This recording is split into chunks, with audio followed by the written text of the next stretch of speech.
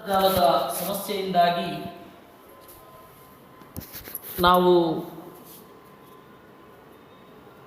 ಭಾಗವತ ತಾತ್ಪರ್ಯದ ಆಶಯದ ಹಿನ್ನೆಲೆಯಲ್ಲಿ ಭಾಗವತವನ್ನು ನೋಡಲಿಕ್ಕೆ ಆಗಲಿಲ್ಲ. ಆದ್ದರಿಂದಾಗಿ ನಾನು ಇನ್ನೊಮ್ಮೆ ಅದನ್ನು ಅನುವಾದ ಮಾಡ್ತಾ ಇದ್ದೇನೆ. ಅಕಸ್ಮಾತ್ ಇಲ್ಲಿ ಅಂತರ್ಜಾಲ ತೊಂದರೆ ಬರಲ್ಲ ಅಂತ ಅಂದುಕೊಂಡಿದ್ದೇನೆ. ಬಂದರೆ ಅದರ ಧ್ವನಿ ಸುರುಳಿ ಏನಿದೆ ಅದನ್ನು ನಾನು ಮತ್ತೆ ನಿಮಗೆ ಕಳಿಸ್ತೇನೆ. ವ್ಯಾಸವಾಣಿಯಲ್ಲೇ ಅಪ್ಲೋಡ್ ಮಾಡ್ತೇನೆ, ಯೂಟ್ಯೂಬಲ್ಲೇ ಅಪ್ಲೋಡ್ ಮಾಡ್ತೇನೆ. ಕೃಷ್ಣ ಹೇಳಿದ ಮಾತು ಇದು. ಕೃಷ್ಣ ಹೇಳಿದ ಮಾತು ಏನು? ನಹಿ ಅಮ್ಮಯಾನಿ ತೀರ್ಥಾನಿ ನ ದೇವಾಮೃಚ್ಛಿಲಾಮಯಾಹ ಅಂತ. ತೀರ್ಥಗಳು ಪವಿತ್ರಗೊಳಿಸುವುದಿಲ್ಲ. ಆಮೇಲೆ ನ ದೇವಾಮೃಚ್ಛಿಲಾಮಯಾಹ, ಕಲ್ಲು ಮಣ್ಣುಗಳಲ್ಲಿ ಇರುವ ದೇವತೆಗಳು ನಿಮ್ಮನ್ನು ಪವಿತ್ರಗೊಳಿಸುವುದಿಲ್ಲ. ಒಂದೊಮ್ಮೆ ಪವಿತ್ರಗೊಳಿಸಿದರೂ ಉರುಕಾಲೇನ ಪುನಂತಿ, ಬಹಳ ಕಾಲ ತೆಗೆದುಕೊಳ್ಳುತ್ತವೆ. ದರ್ಶನಾದೇವ ಸಾಧವ, ಸಾಧುಗಳು ನೋಡಿದ ಕೂಡಲೇ ದರ್ಶನ, ನೋಡಿದ ಕೂಡಲೇ ಪವಿತ್ರಗೊಳಿಸಿ ಬಿಡ್ತಾರೆ. ಅಗ್ನಿಯಲ್ಲಿ ಆರಾಧನೆ ಮಾಡೋದು, ಸೂರ್ಯನಲ್ಲಿ ಆರಾಧನೆ ಮಾಡೋದು, ಚಂದ್ರ ನಕ್ಷತ್ರಗಳಲ್ಲಿ ದೇವರ ಆರಾಧನೆ, ಭೂಮಿಯಲ್ಲಿ ದೇವರ ಆರಾಧನೆ, ನೀರಿನಲ್ಲಿ ದೇವರ ಆರಾಧನೆ, ಆಕಾಶದಲ್ಲಿ, ಗಾಳಿಯಲ್ಲಿ, ಮನಸ್ಸಿನಲ್ಲಿ ಆರಾಧನೆ ಮಾಡಿದರೂ ಕೂಡ ಭೇದಕೃತ, ಭೇದ ಮಾಡುವವನನ್ನು ಪವಿತ್ರಗೊಳಿಸುವುದಿಲ್ಲ. ಅಗ್ನಿಯಲ್ಲಿ ಆರಾಧನೆ ಮಾಡೋದು ಅಂದರೆ ಯಜ್ಞ ಮಾಡೋದು, ಸೂರ್ಯನಲ್ಲಿ ಆರಾಧನೆ ಮಾಡೋದು ಅಂತಂದರೆ ಜಪ ಮಾಡೋದು, ವಿಶೇಷತಃ ಗಾಯತ್ರಿ. ಚಂದ್ರನಲ್ಲಿ ಜಪ ಮಾಡೋದು ಅಂತ ಹೇಳಿದರೆ ಔಷಧಿ ಸೂಕ್ತ ಮೊದಲಾದವುಗಳನ್ನು ನಿರೂಪಣೆ ಮಾಡೋದು. ನಕ್ಷತ್ರಗಳು ಹಾಗೆ. ಭೂಮಿಯಲ್ಲಿ ಆರಾಧನೆ ಮಾಡೋದು ಅಂತಂದರೆ ಮರಗಳನ್ನು ನಡೆಸೋದು, ಕೆರೆ ಕಟ್ಟೆ ಕಟ್ಟಿಸೋದು, ಇವುಗಳೆಲ್ಲ ಭೂಮಿಯಲ್ಲಿ ಆರಾಧನೆ. ಇನ್ನು ಶ್ವಸನಃ, ಗಾಳಿಯಲ್ಲಿ ಆರಾಧನೆ ಅಂತಂದರೆ ದೇವರು ಸರ್ವತ್ರ ವ್ಯಾಪ್ತನಿದ್ದಾನೆ, ಎಲ್ಲರಲ್ಲಿ ನಿಂತು ಕ್ರಿಯೆಯನ್ನು ಮಾಡಿಸ್ತಾನೆ ಅಂತ ಚಿಂತನೆ ಮಾಡೋದು. ಇನ್ನು ಮನೋಭಿಮಾನಿಯಾದ ಸದಾಶಿವನಲ್ಲಿ ಮತ್ತೆ ಧ್ಯಾನ ಮಾಡುವಾಗ ನಮ್ಮನ್ನು ಪವಿತ್ರಗೊಳಿಸುತ್ತಾನೆ ಅಂತ ಅಂದುಕೊಳ್ಳೋದು, ಇದು ಆರಾಧನೆ. ಇವುಗಳೆಲ್ಲವೂ ಕೂಡ ಬಹಳ ಕಾಲ ಆದಮೇಲೆ ಪವಿತ್ರಗೊಳಿಸುತ್ತವೆ. ಆದರೆ ಸಾಧುಗಳನ್ನು ನೋಡಿದ ಕೂಡಲೇ ಪವಿತ್ರಗೊಳಿಸ್ತಾರೆ. ಯಸ್ಯ ಆತ್ಮಬುದ್ಧಿ ಕುಣಪೆ ತ್ರಿಧಾತುಕೆ, ಈ ದೇಹದಲ್ಲಿ ವಾತ ಪಿತ್ತ ಕಫ ಅಂತ ಮೂರಿದೆ. ಈ ವಾತ ಪಿತ್ತ ಕಫಗಳನ್ನು ಒಳಗೊಂಡ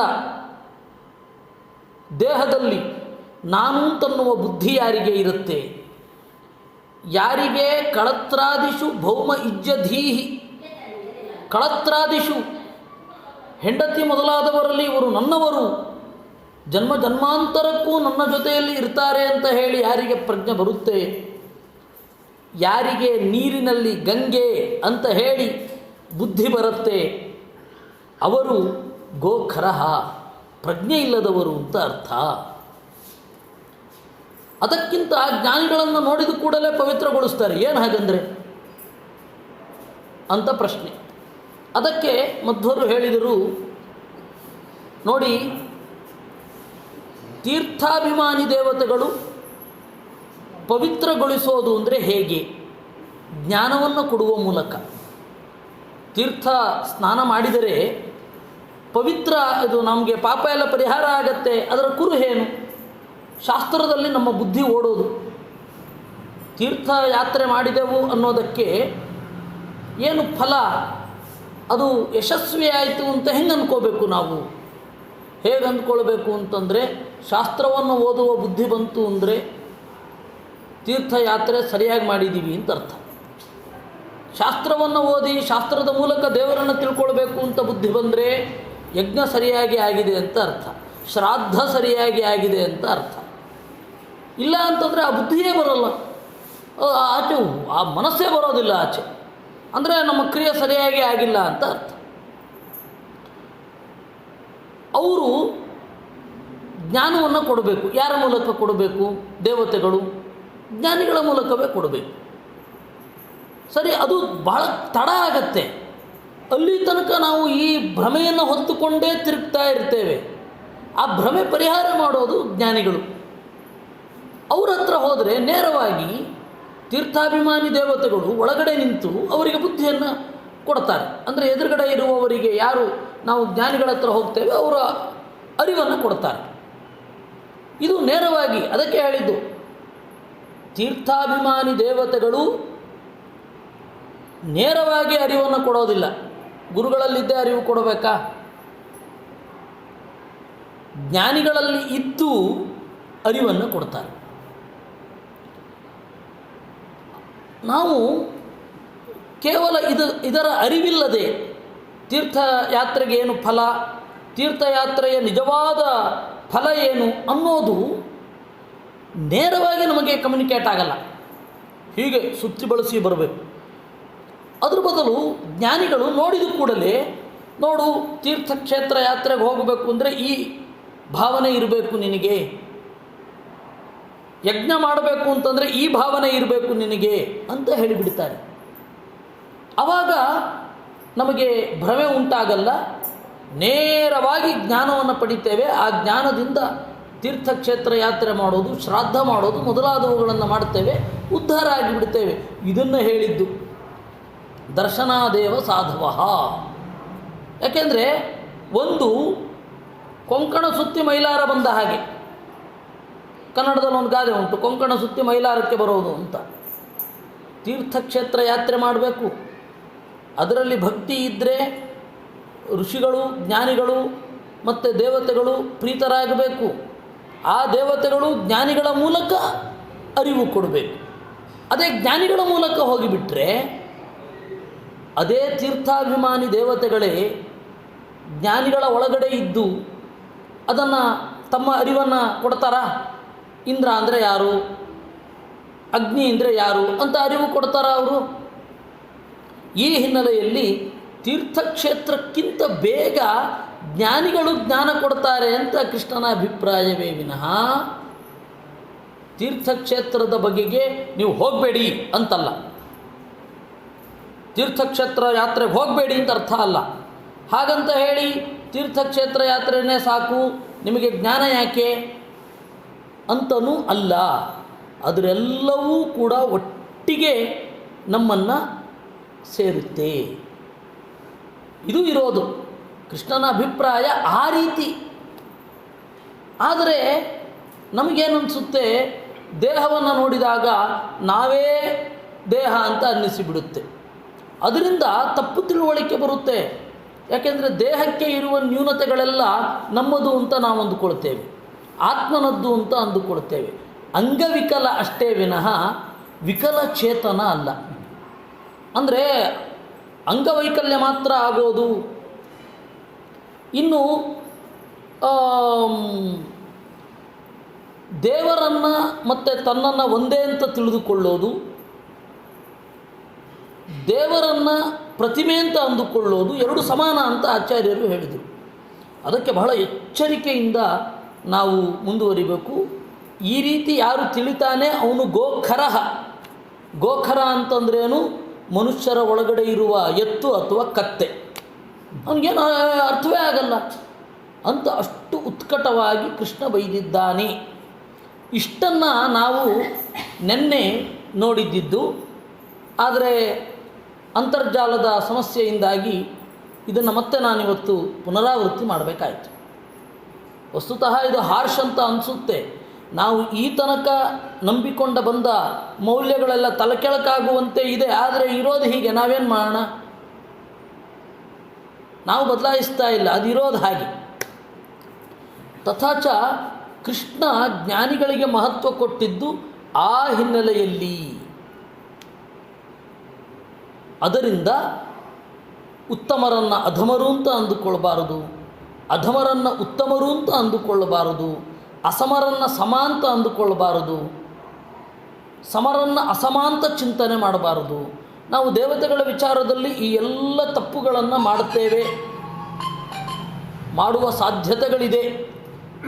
ಆ ಹಿನ್ನೆಲೆಯಲ್ಲಿ ಈ ಎಲ್ಲ ತಪ್ಪುಗಳನ್ನು ನಾವು ಸರಿಪಡಿಸಿಕೊಳ್ಳಬೇಕು.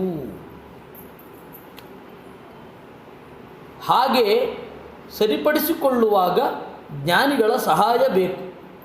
ಇದು ಬೇಗ ಆಗಿಬಿಡತ್ತೆ. ಜ್ಞಾನಿಗಳ ಹತ್ತಿರ ಹೋಗಿ, ತೀರ್ಥ ಅಂದರೆ ಶಾಸ್ತ್ರ ಅಂತ ಕೂಡ ಅರ್ಥ ಇದೆ. ಶಾಸ್ತ್ರಯಾತ್ರೆ ಮಾಡಿ ತೀರ್ಥಯಾತ್ರೆ ಮಾಡಿದರೆ ಬೇಗ.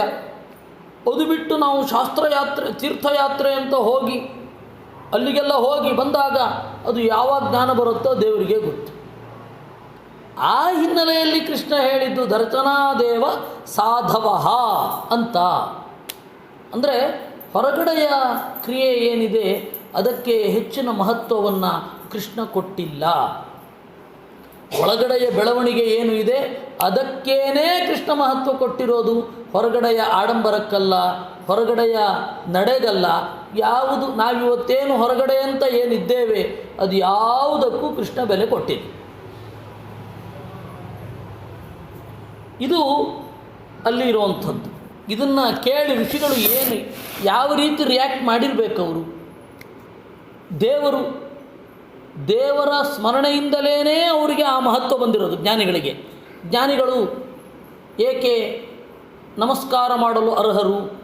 ಏನೋ ದೇವರ ಬಗ್ಗೆ ಒಂದು ಸ್ವಲ್ಪ ಚಿಂತನೆ ಮಾಡ್ತಾರೆ, ಆದ್ದರಿಂದಾಗಿ ದೇವರ ಬಗೆಗಿನ ಅರಿವನ್ನು ಬೇರೆಯವರಿಗೆ ಹಂಚುತ್ತಾರೆ, ಆದ್ದರಿಂದಾಗಿ ಅವರು ಮಿಗಿಲು.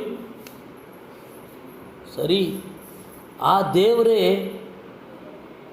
ನೀವೆಲ್ಲ ನಮ್ಮನ್ನು ನೋಡಿದ ಕೂಡಲೇ ಪವಿತ್ರಗೊಳಿಸ್ತಾ ಇದ್ದೀರಾ ಅಂತ ಕೈ ಮುಗಿದ್ರೆ ಅವ್ರ ರಿಯಾಕ್ಷನ್ ಏನಿರಬಹುದು? ನಿಶಮ್ಯೇತ್ಥಂ ಭಗವತಃ ಕೃಷ್ಣಸ್ಯ ಕುಂಠಮೇಧತಃ ವಚೋ ದುರನ್ವಯಂ ವಿಪ್ರಾಹ ತೂಷ್ಣೀ ಮಾಸನ್ ಭ್ರಮದ್ಧಿಯ ತಲೆ ಗರ ಗರ ಗರ ಗರ ತಿರುಗಿತಂತೆ ಅವರಿಗೆ. ಕೃಷ್ಣನೇ ಈ ರೀತಿ ಹೇಳಿಬಿಟ್ರೆ ವಚೋ ದುರನ್ವಯಂ, ಕೃಷ್ಣನ ಮಾತಿನ ಸಂಬಂಧ ಏನು, ಕೃಷ್ಣನ ಮಾತಿಗೆ ಏನು ಅರ್ಥ, ಅದನ್ನು ಚಿಂತಿಸ್ತಾ ಸ್ವಲ್ಪ ಹೊತ್ತು ಸುಮ್ಮನೆ ಕುಳಿತರು. ಏಕೆಂದರೆ ನಮ್ಮ ಮಾತಿಗೆ ಇಷ್ಟೇ ಅರ್ಥ, ಬೇರೆ ಅರ್ಥವೇ ಇಲ್ಲ. ನಮ್ಮ ಮಾತಿಗೆ ಕೆಲವೊಮ್ಮೆ ಅಪಾರ್ಥವಾಗಿರುತ್ತೆ, ನಿರರ್ಥಕವಾಗಿರುತ್ತೆ, ಇನ್ನು ಮಹಾರ್ಥಕ ಎಲ್ಲಿಂದ ಬರಬೇಕು. ಇದ್ದರೂ ಬಹಳ ದೊಡ್ಡದೇನಾಗಿರಲ್ಲ. ಆದರೆ ದೇವರ ಒಂದು ಮಾತು ಎಷ್ಟು ಅರ್ಥಪೂರ್ಣವಾಗಿರುತ್ತೆ. ಕೃಷ್ಣನ ಮಾತು ಯೋಚನೆ ಮಾಡ್ತಾ ಇದ್ರಂತೆ. ಚಿರಂ ವಿಮೃಶ್ಯ ಮುನಯಃ, ಬಹಳ ಕಾಲ ಯೋಚನೆ ಮಾಡಿ, ಈಶ್ವರಸ್ಯ ಈಶಿತವ್ಯತಾಂ, ದೇವರು ಜಗತ್ತಿಗೆ ಶಿಕ್ಷಣ ಕೊಡಲು ಬಂದಿದ್ದಾನೆ. ದೇವರು ಶಿಕ್ಷಣ ಕೊಡಲಿಕ್ಕೆ ಅಂತ ಬಂದು ಏನನ್ನೂ ಮಾಡದಿದ್ದರೆ ಮುಂದಿನ ಜನರೂ ಕೂಡ ಏನನ್ನೂ ಮಾಡದೇ ಇರುವ ಸಾಧ್ಯತೆ ಇದೆ. ಕೃಷ್ಣನಿಗಿಂತ ಹಿಂದೆ ಬಂದವರು ಸತ್ಕರ್ಮಾನುಷ್ಠಾನಗಳನ್ನು ಮಾಡಿ ಶಿಷ್ಟರನ್ನು ಗೌರವಿಸಿ ಜ್ಞಾನ ಪಡೆಯುವ ಹಂತದಲ್ಲಿ ಇದ್ದಾರೆ. ಕೃಷ್ಣನ ಮುಂದೆ ಬರುವವರು ಕೂಡ ಸತ್ಕರ್ಮಾನುಷ್ಠಾನಗಳನ್ನು ಮಾಡಿ ಜ್ಞಾನಿಗಳನ್ನು ಗೌರವಿಸಿ ಜ್ಞಾನ ಪಡೆಯೋದರಲ್ಲಿ ಇದ್ದಾರೆ. ಕೃಷ್ಣ ಮಧ್ಯದಲ್ಲಿ ಬಂದು ಅವನಿಗೆ ಅದರ ಏನೋ ಅಗತ್ಯ ಇಲ್ಲ ಅಂತ ಹೇಳಿ ಎಲ್ಲೇ ಮೀರಿ ನಡೆದರೆ ಜನಕ್ಕದು ಅರ್ಥ ಆಗೋಲ್ಲ. ಕೃಷ್ಣ ಹಿಂದಿನವರು ಮಾಡಿದಂತೆ ಮಾಡಲಿಲ್ಲ ಅಂತ ಅಷ್ಟೇ ಅರ್ಥ ಆಗುತ್ತೆ. ಅವ್ರಿಗಾಗೋದು ಅಷ್ಟೇ ಅರ್ಥ. ವಸ್ತುತಃ ಕೃಷ್ಣ ತನ್ನ ಗೀತೆಯ ಮೂಲಕ ಬೇಕಾದಷ್ಟು ಟ್ವಿಸ್ಟ್ ಆ್ಯಂಡ್ ಟರ್ನ್ಸ್ಗಳನ್ನು ನೀತಿಶಾಸ್ತ್ರಕ್ಕೆ ಕೊಟ್ಟಿದ್ದಾನೆ. ರಾಮಾವತಾರ ಕಾಲದಲ್ಲಿ ಹೇಗಿದ್ದ ಆ ರೀತಿ ಕೃಷ್ಣಾವತಾರ ಕಾಲದಲ್ಲಿ ನಡೆದಿಲ್ಲ. ಯಾಕೆ ಅಂದರೆ ಅದಕ್ಕೆ ಕಾರಣ ಇದೆ. ರಾಮಾವತಾರ ಕಾಲದಲ್ಲಿ ತಂದೆ ಹೇಳಿದ ಕೂಡಲೇ ಹೊರಟ ಕಾಡಿಗೆ, ಕೃಷ್ಣಾವತಾರ ಕಾಲದಲ್ಲಿ ತಂದೆಯ ಕಡೆಯವರನ್ನು ವಿರೋಧಿಸಿ ನಿಂತ. ಅಣ್ಣನಿಗೆ ತಪ್ಪಿ ನಡೆಯಲಿಲ್ಲ ತಮ್ಮ ರಾಮಾವತಾರದಲ್ಲಿ, ಆದರೆ ಅಣ್ಣನನ್ನು ಎಷ್ಟೋ ಕಡೆ ದಾರಿ ತಪ್ಪಿಸಿದ ಕೃಷ್ಣನಾಗಿ. ಅದರಿಂದಾಗಿ ನೀತಿಶಾಸ್ತ್ರಕ್ಕೆ ಅದುವರೆಗೆ ಏನು ಇತ್ತು ಆಸ್ಪೆಕ್ಟು, ಅದಕ್ಕೆ ಒಂದು ಟರ್ನ್ ಕೊಟ್ಟವ ಕೃಷ್ಣ ಗೀತೆಯ ಮೂಲಕ. ಆದರೆ ಈ ಥರದ್ದನ್ನೆಲ್ಲ ಬಿಟ್ಟರೆ ಜನಕ್ಕದು ಅರ್ಥ ಆಗುವಲ್ಲ. ಯಾಕೆಂದರೆ ನಾನು ಯಾಕೆ ಈ ರೀತಿ ಮಾಡಿಕೊಂಡಿದ್ದೇನೆ ಅಂತ ಗೀತೆಯಲ್ಲಿ ಹೇಳಿದ್ದಾನವನು. ಮತ್ತೆಲ್ಲಕ್ಕಿಂತ ಮಿಗಿಲಾಗಿ ಉದ್ಧವ ಗೀತೆಯಲ್ಲಿ ಅವನ 104ನೇ ವಯಸ್ಸು 6ನೇ ತಿಂಗಳಲ್ಲಿ ಉದ್ಧವನಿಗೇನು ಹೇಳಿದ್ದಾನೆ, ಅದರಲ್ಲಿ ನಾನು ಯಾಕೆ ಈ ರೀತಿ ಇದ್ದೆ, ನನ್ನ ಜೀವನದಲ್ಲಿ ಏನು ಈ ಘಟನೆಗಳಿದೆ, ಇದಕ್ಕೇನು ಎಕ್ಸ್ಪ್ಲನೇಷನ್ನು ಅಂತ ಹೇಳಿದ್ದಾನಲ್ಲಿ. ಅದರಿಂದಾಗಿ ಅಲ್ಲಿ ಹೇಳಿದ್ದಾನೆ, ನೀವು ಇದನ್ನು ಮಾಡಬೇಕು ಅಂತ ಹೇಳಿದ್ದಾನೆ. ಅದರಿಂದಾಗಿ ಕೃಷ್ಣ ಬೇರೆಯವರ ಶಿಕ್ಷಣಕ್ಕಾಗಿ ಈ ರೀತಿ ಮಾಡಿದ್ದು ಎಂದು ತಿಳಿದು ಜನಸಂಗ್ರಹ ಇತ್ಯೂಚುಹು. ಜನಸಂಗ್ರಹ, ಜನರ ಅರಿವಿಗಾಗಿ ಕೃಷ್ಣ ಈ ರೀತಿ ಮಾಡಿದ್ದು ಅಂತ ಅಂದುಕೊಂಡು ಸ್ಮಯಂತಸ್ತಂ ಜಗದ್ಗುರುಂ ನಕ್ರಂತೆ, ನಕ್ಕು ಮಾತನಾಡಿದರು. ಏನು ಮಾತನಾಡಿದರು? ಯನ್ಮಾಯಯ ತತ್ವವದುತ್ತಮಾವಯಂ ವಿಮೋಹಿತ ವಿಶ್ವಸೃಜಾಮಧೀಶ್ವರ ಯದೀಶಿತವ್ಯಾಯತಿ ಗೂಢ ಈಹಯ ಅಹೋ ವಿಚಿತ್ರಂ ಭಗವದ್ವಿಚೇಷ್ಟಿತಂ. ಯನ್ಮಾಯಯ, ಯಾರ ಬಂಧಕ ಶಕ್ತಿಯಿಂದ ನಾವೆಲ್ಲರೂ ಕೂಡ ಮೋಹಕ್ಕೆ ಒಳಗಾಗಿದ್ದೇವೋ ಅಂತಹ ನಿನ್ನ ಗೂಢವಾದ ಮಾತು ನಮಗೆ ಹೇಗೆ ಅರ್ಥ ಆಗಬೇಕು ನಿನ್ನ ಅನುಗ್ರಹ ಇಲ್ಲದಿದ್ದರೆ? ನಮಗೆ ಅಕಸ್ಮಾತ್ ಭ್ರಮೆ ಬಂದುಬಿಟ್ರೆ, ಹೌದು ಕೃಷ್ಣನಿಗೆ ನಾವು ಅನುಗ್ರಹ ಮಾಡಬೇಕು ಅಂತ ನಮಗೆ ಭ್ರಮೆ ಬಂದುಬಿಟ್ರೆ ಗತಿ ಏನು? ಅದಕ್ಕಿಂತ ದೊಡ್ಡ ಅಧಪಾತ ಇನ್ನೊಂದಿಲ್ಲ. ನಮಗೆ ಆ ರೀತಿ ಭ್ರಮೆ ಬರಬಾರದು. ಹಾಗಂತ ಕೃಷ್ಣ ಆ ಥರ ಎಲ್ಲ ಹೊಗಳಬೇಡ ಅಂತ ಹೇಳಲಿಕ್ಕೂ ಇಲ್ಲ ನಮಗೆ. ಯಾಕೆ ಅಂದರೆ ಮುಂದಿನ ಜನರಿಗೆ ತೋರಿಸ್ಲಿಕ್ಕಾಗಿ ಅವನು ಮಾಡ್ತಾ ಇರೋದು. ಹೀಗಾಗಿ ನಿನ್ನ ಈ ಮಾತಿನಿಂದ ನಮಗೆ ಭ್ರಮೆ ಬರದೆ ಹೋದರೆ ಸಾಕು. ಅನೀಹಯೇ ತದ್ಬಹುಧೈಕ ಆತ್ಮನ ಸೃಜತ್ಯವತ್ಯತ್ತಿನ ಬದ್ಧತೆ ಯಥಾ ಭೌಮೈರ್ಹಿ ಭೂಮಿರ್ಬಹುನಾಮರೂಪಿಣಿ ಅಹೋ ವಿಭೂಮ್ನಶ್ಚರಿತಂ ವಿಡಂಬನಂ. ದೇವರು ನಮಗೆ ಗೌರವ ಕೊಡುವ ಅಗತ್ಯ ಇಲ್ಲ, ದೇವರು ನಮ್ಮನ್ನು ಪರಿಗಣಿಸುವ ಅಗತ್ಯ ಇಲ್ಲ, ನಮ್ಮನ್ನು ಮುಂದೆ ನಿಲ್ಲಿಸಿ ಜನರಿಗೆ ಶಿಕ್ಷಣ ಕೊಡುವ ಅಗತ್ಯವೂ ದೇವರಿಗಿಲ್ಲ. ಯಾಕೆ ಅಂದರೆ ಅವನಿಗೇನು ಆಗಲೇಬೇಕಾಗಿಲ್ಲ. ಆದರೂ ಈ ಪ್ರಪಂಚವನ್ನು ಸೃಷ್ಟಿ ಮಾಡ್ತಾನೆ, ಈ ಪ್ರಪಂಚವನ್ನು ಪಾಲನೆ ಮಾಡ್ತಾನೆ, ಈ ಪ್ರಪಂಚವನ್ನು ಪ್ರಳಯದತ್ತ ನಾಶದತ್ತ ಒಯ್ಯುತ್ತಾನೆ. ಅಹೋ ವಿಭೂಮ್ನಃ ಚರಿತಂ ವಿಡಂಬನಂ. ಇದು ದೇವರ ಅನುಕರಣೆ. ನೀವು ಈ ರೀತಿ ಮಾಡಬೇಕು ಅಂತ ಆ ಅನುಕರಣೆಯನ್ನು ನಮ್ಮ ಮುಂದೆ ಇಡುವುದು, ನಾವು ಅದನ್ನು ಸರಿಯಾಗಿ ಅರ್ಥೈಸಿಕೊಳ್ಳಬೇಕು. ಅಥಾಪಿ ಕಾಲೇ ಸ್ವಜನಾಭಿಗುಪ್ತ್ಯೈ ಬಿಭರ್ಷಿ ಸತ್ವಂ ಖಲ ನಿಗ್ರಹಾಯ ಸ್ವಲೀಲಯ ವೇದ ಪಥಂ ತನಾತನಂ ವರ್ಣಾಶ್ರಮಾತ್ಮ ಪುರುಷ ಪರೋ ಭವಾನ್. ಅಥಾಪಿ, ಹೀಗಿದ್ದರೂ ಕಾಲಕಾಲಕ್ಕೆ ಭಕ್ತರ ಅನುಗ್ರಹಕ್ಕಾಗಿ ನೀನು ಅವತಾರ ಮಾಡ್ತೀಯ. ಆಗ ವೇದವನ್ನು ನೀನು ಏನು ಅಂದ್ಕೊಳ್ಬೇಕಾಗಿಲ್ಲ, ವೇದವನ್ನು ಅನುಸರಿಸಿ ನೀನು ವೇದ ಹೇಳಿದಂತೆ ನಡ್ಕೊಳ್ಳೇಬೇಕಾಗಿಲ್ಲ. ದೇವರಿಗೆ ವೇದವನ್ನು ಅನುಸರಿಸುವ ಅವಶ್ಯಕತೆಯಾದರೂ ಏನು ಬೇಕಿಲ್ಲ. ವೇದ ಏನು ಹೇಳುತ್ತೆ? ಸಜ್ಜನರಿಗೆ ಮುಕ್ತಿ, ರಜೋಗುಣದವರಿಗೆ ಮಧ್ಯಮ ಸ್ಥಿತಿ, ತಮೋಗುಣದವರಿಗೆ ದುಃಖ ಅಂತ ಹೇಳುತ್ತೆ. ದೇವರು ಬಯಸಿದರೆ ತಮೋಗುಣದವರಿಗೆ ಸುಖ ಕೊಡಲಿಕ್ಕಾಗಲ್ವಾ? ಅಷ್ಟು ಭಕ್ತಿ ಮಾಡಿದರೂ ಅವನು ಯಾಕೆ ನಮಗೆ ಸುಖ ಕೊಡಬೇಕು? ದುಃಖ ಕೊಡಬಹುದು. ರಜೋಗುಣದವರಿಗೆ ಸುಖಕ್ಕೋ ದುಃಖಕ್ಕೋ ಈಡು ಮಾಡಬಹುದು. ಆದರೂ ದೇವರು ವೇದ ಹೇಳಿದಂತೆ ನಾನು ನಡೀತೇನೆ ಅಂತ ಸಂಕಲ್ಪ ಮಾಡಿದ್ದೇನೆ. ಯಾಕೆಂದರೆ ಅದವನ ಕರುಣೆ ಅಷ್ಟು. ಅವನು ಸ್ವತಂತ್ರ, ಅತಂತ್ರ ಅಲ್ಲ.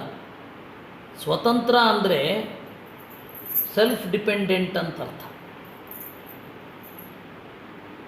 ಅತಂತ್ರ ಅಂದರೆ ಇಂಡಿಪೆಂಡೆಂಟ್, ಅಂದರೆ ಅತಂತ್ರ. ಹುಚ್ಚ ಮಾತ್ರ ಇಂಡಿಪೆಂಡೆಂಟ್ ಆಗ್ತಾನೆ. ಸ್ವತಂತ್ರ ಅಂತಂದರೆ ಸೆಲ್ಫ್ ಡಿಪೆಂಡೆಂಟ್. ಅವನದೇ ಒಂದು ಸಂಕಲ್ಪ ಇದೆ, ನಾನು ವೇದವನ್ನು ಅನುಸರಿಸಿ ನಡೆಯಬೇಕು. ಆ ವೇದದಿಂದ ಜನರು ನನ್ನ ದಾರಿಯನ್ನು ಹಿಡಿತಾರೆ. ಆ ಕರುಣೆಯಿಂದ ವೇದದಲ್ಲಿ ಹೇಳಿದಂತೆ ನಡೆಯೋದೇ ವಿನಃ ಅವನು ವೇದವನ್ನು ಪರಿಗಣಿಸಬೇಕಾಗಿಲ್ಲ. ವಸ್ತುತಃ ದೇವರು ವೇದದಲ್ಲಿರುವಂತೆ ನಡೀಬೇಕಾ? ಹಾಗಾದ್ರೆ ದೇವರು ಪರತಂತ್ರ ಆಗಲಿಲ್ವಾ? ದೇವರು ಡಿಪೆಂಡೆಂಟ್ ಆದ ಅಂತ ಅನ್ನಬೇಡಿ. ವೇದಕ್ಕೆ ವಿರುದ್ಧವಾಗಿಯೂ ದೇವರು ಸಾಗಬಹುದು, ಸಾಗೋಲ್ಲ ಅಷ್ಟೆ. ಈ ಹಿನ್ನೆಲೆಯಲ್ಲಿ ಹೇಳಿದ್ದು ವೇದ ಪಥಂ, ವೇದದ ದಾರಿಯನ್ನು ಹಿಡಿದು ವರ್ಣಾಶ್ರಮಗಳ ಮೂಲಕವೇ ಅವನು ಮುಕ್ತಿಯನ್ನು ಕೊಡ್ತಾನೆ, ಜನರಿಗೆ ಅನುಗ್ರಹ ಮಾಡ್ತಾನಷ್ಟೆ. ಅದು ಅವನ ಕರುಣೆ. ಇಲ್ಲಾಂದರೆ ವೇದ ನೋಡಿದ್ರೂ ನಮ್ಗೆ ಅರ್ಥ ಆಗ್ತಾ ಇರಲಿಲ್ಲ. ದೇವರು ವೇದದ ಮೂಲಕ ಜನರಿಗೆ ನನ್ನ ದಾರಿ ಸಿಗಬೇಕು ಅಂತ ದೇವರು ಅನುಗ್ರಹ ಮಾಡಿರೋದ್ರಿಂದ ದೇವರು ವೇದವನ್ನು ಅನುಸರಿಸಿಕೊಂಡು ಬರ್ತಾ ಇದ್ದಾನೆ. ಅದು ಹೇಗೆ ಅಂದರೆ, ಮೊದಲೇನೆ ಇಲ್ಲಿ ದಾರಿ, ನಮ್ಮ ಮನೆಗೆ ದಾರಿ ಅಂತ ಮೊದಲು ಬೋರ್ಡ್ ಬರೆದು ಆಮೇಲೆ ಆ ಬೋರ್ಡ್ ಇರೋ ಕಡೆ, ಬೋರ್ಡ್ ತೋರಿಸೋ ಕಡೆ ಮನೆ ಮಾಡುವುದು ದೇವ್ರ ಸ್ಟೈಲು. ನಾವು ಮನೆ ಮಾಡಿಬಿಟ್ಟು ಆಮೇಲೆ ಬೋರ್ಡ್ ಮಾಡೋದು ನಮ್ಮ ಸ್ಟೈಲ್. ನಾವು ದೇವರು ಒಂದೇ ಅಲ್ಲ. ದೇವ್ರದ್ದು ಹೀಗೆ, ಮೊದಲು ಬೋರ್ಡ್ ಬರೆಯೋದು, ಆಮೇಲೆ ಮನೆ ನಿರ್ಮಾಣ ಮಾಡೋದು. ಇದು ದೇವರ ಮಹತ್ವ. ಅದರಿಂದಾಗಿ ಆ ರೀತಿ ಅವನು ವೇದವನ್ನು ಅನುಸರಿಸೋದು, ಬೇರೆ ಅಲ್ಲ.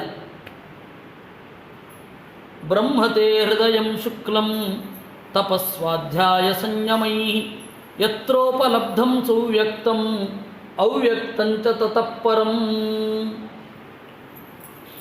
ಬ್ರಹ್ಮತೆ ಹೃದಯಂ ಶುಕ್ಲಂ, ನಿನಗೆ ಬಿಳಿಯಾದ ಬ್ರಹ್ಮಪ್ರಿಯ, ಮೇಲ್ನೋಟಕ್ಕೆ ಅರ್ಥ ಆಗಿಬಿಡುತ್ತೆ. ಅದಕ್ಕೆ ಮಧ್ವಾಚಾರ್ಯ ಹೇಳಿದ್ರು, ಬ್ರಹ್ಮ ಅಂತಂದರೆ ವೇದ. ಬ್ರಹ್ಮ ಅಂದರೆ ವೇದ. ಹೇಗೆ? ಯಾವುದು ಅತ್ಯಂತ ದೊಡ್ಡದು ಅದು ಬ್ರಹ್ಮ. ಶಬ್ದಗಳಲ್ಲಿ ಯಾವುದು ದೊಡ್ಡದು ಅದು ಬ್ರಹ್ಮ, ಯಾವುದು ವೇದ.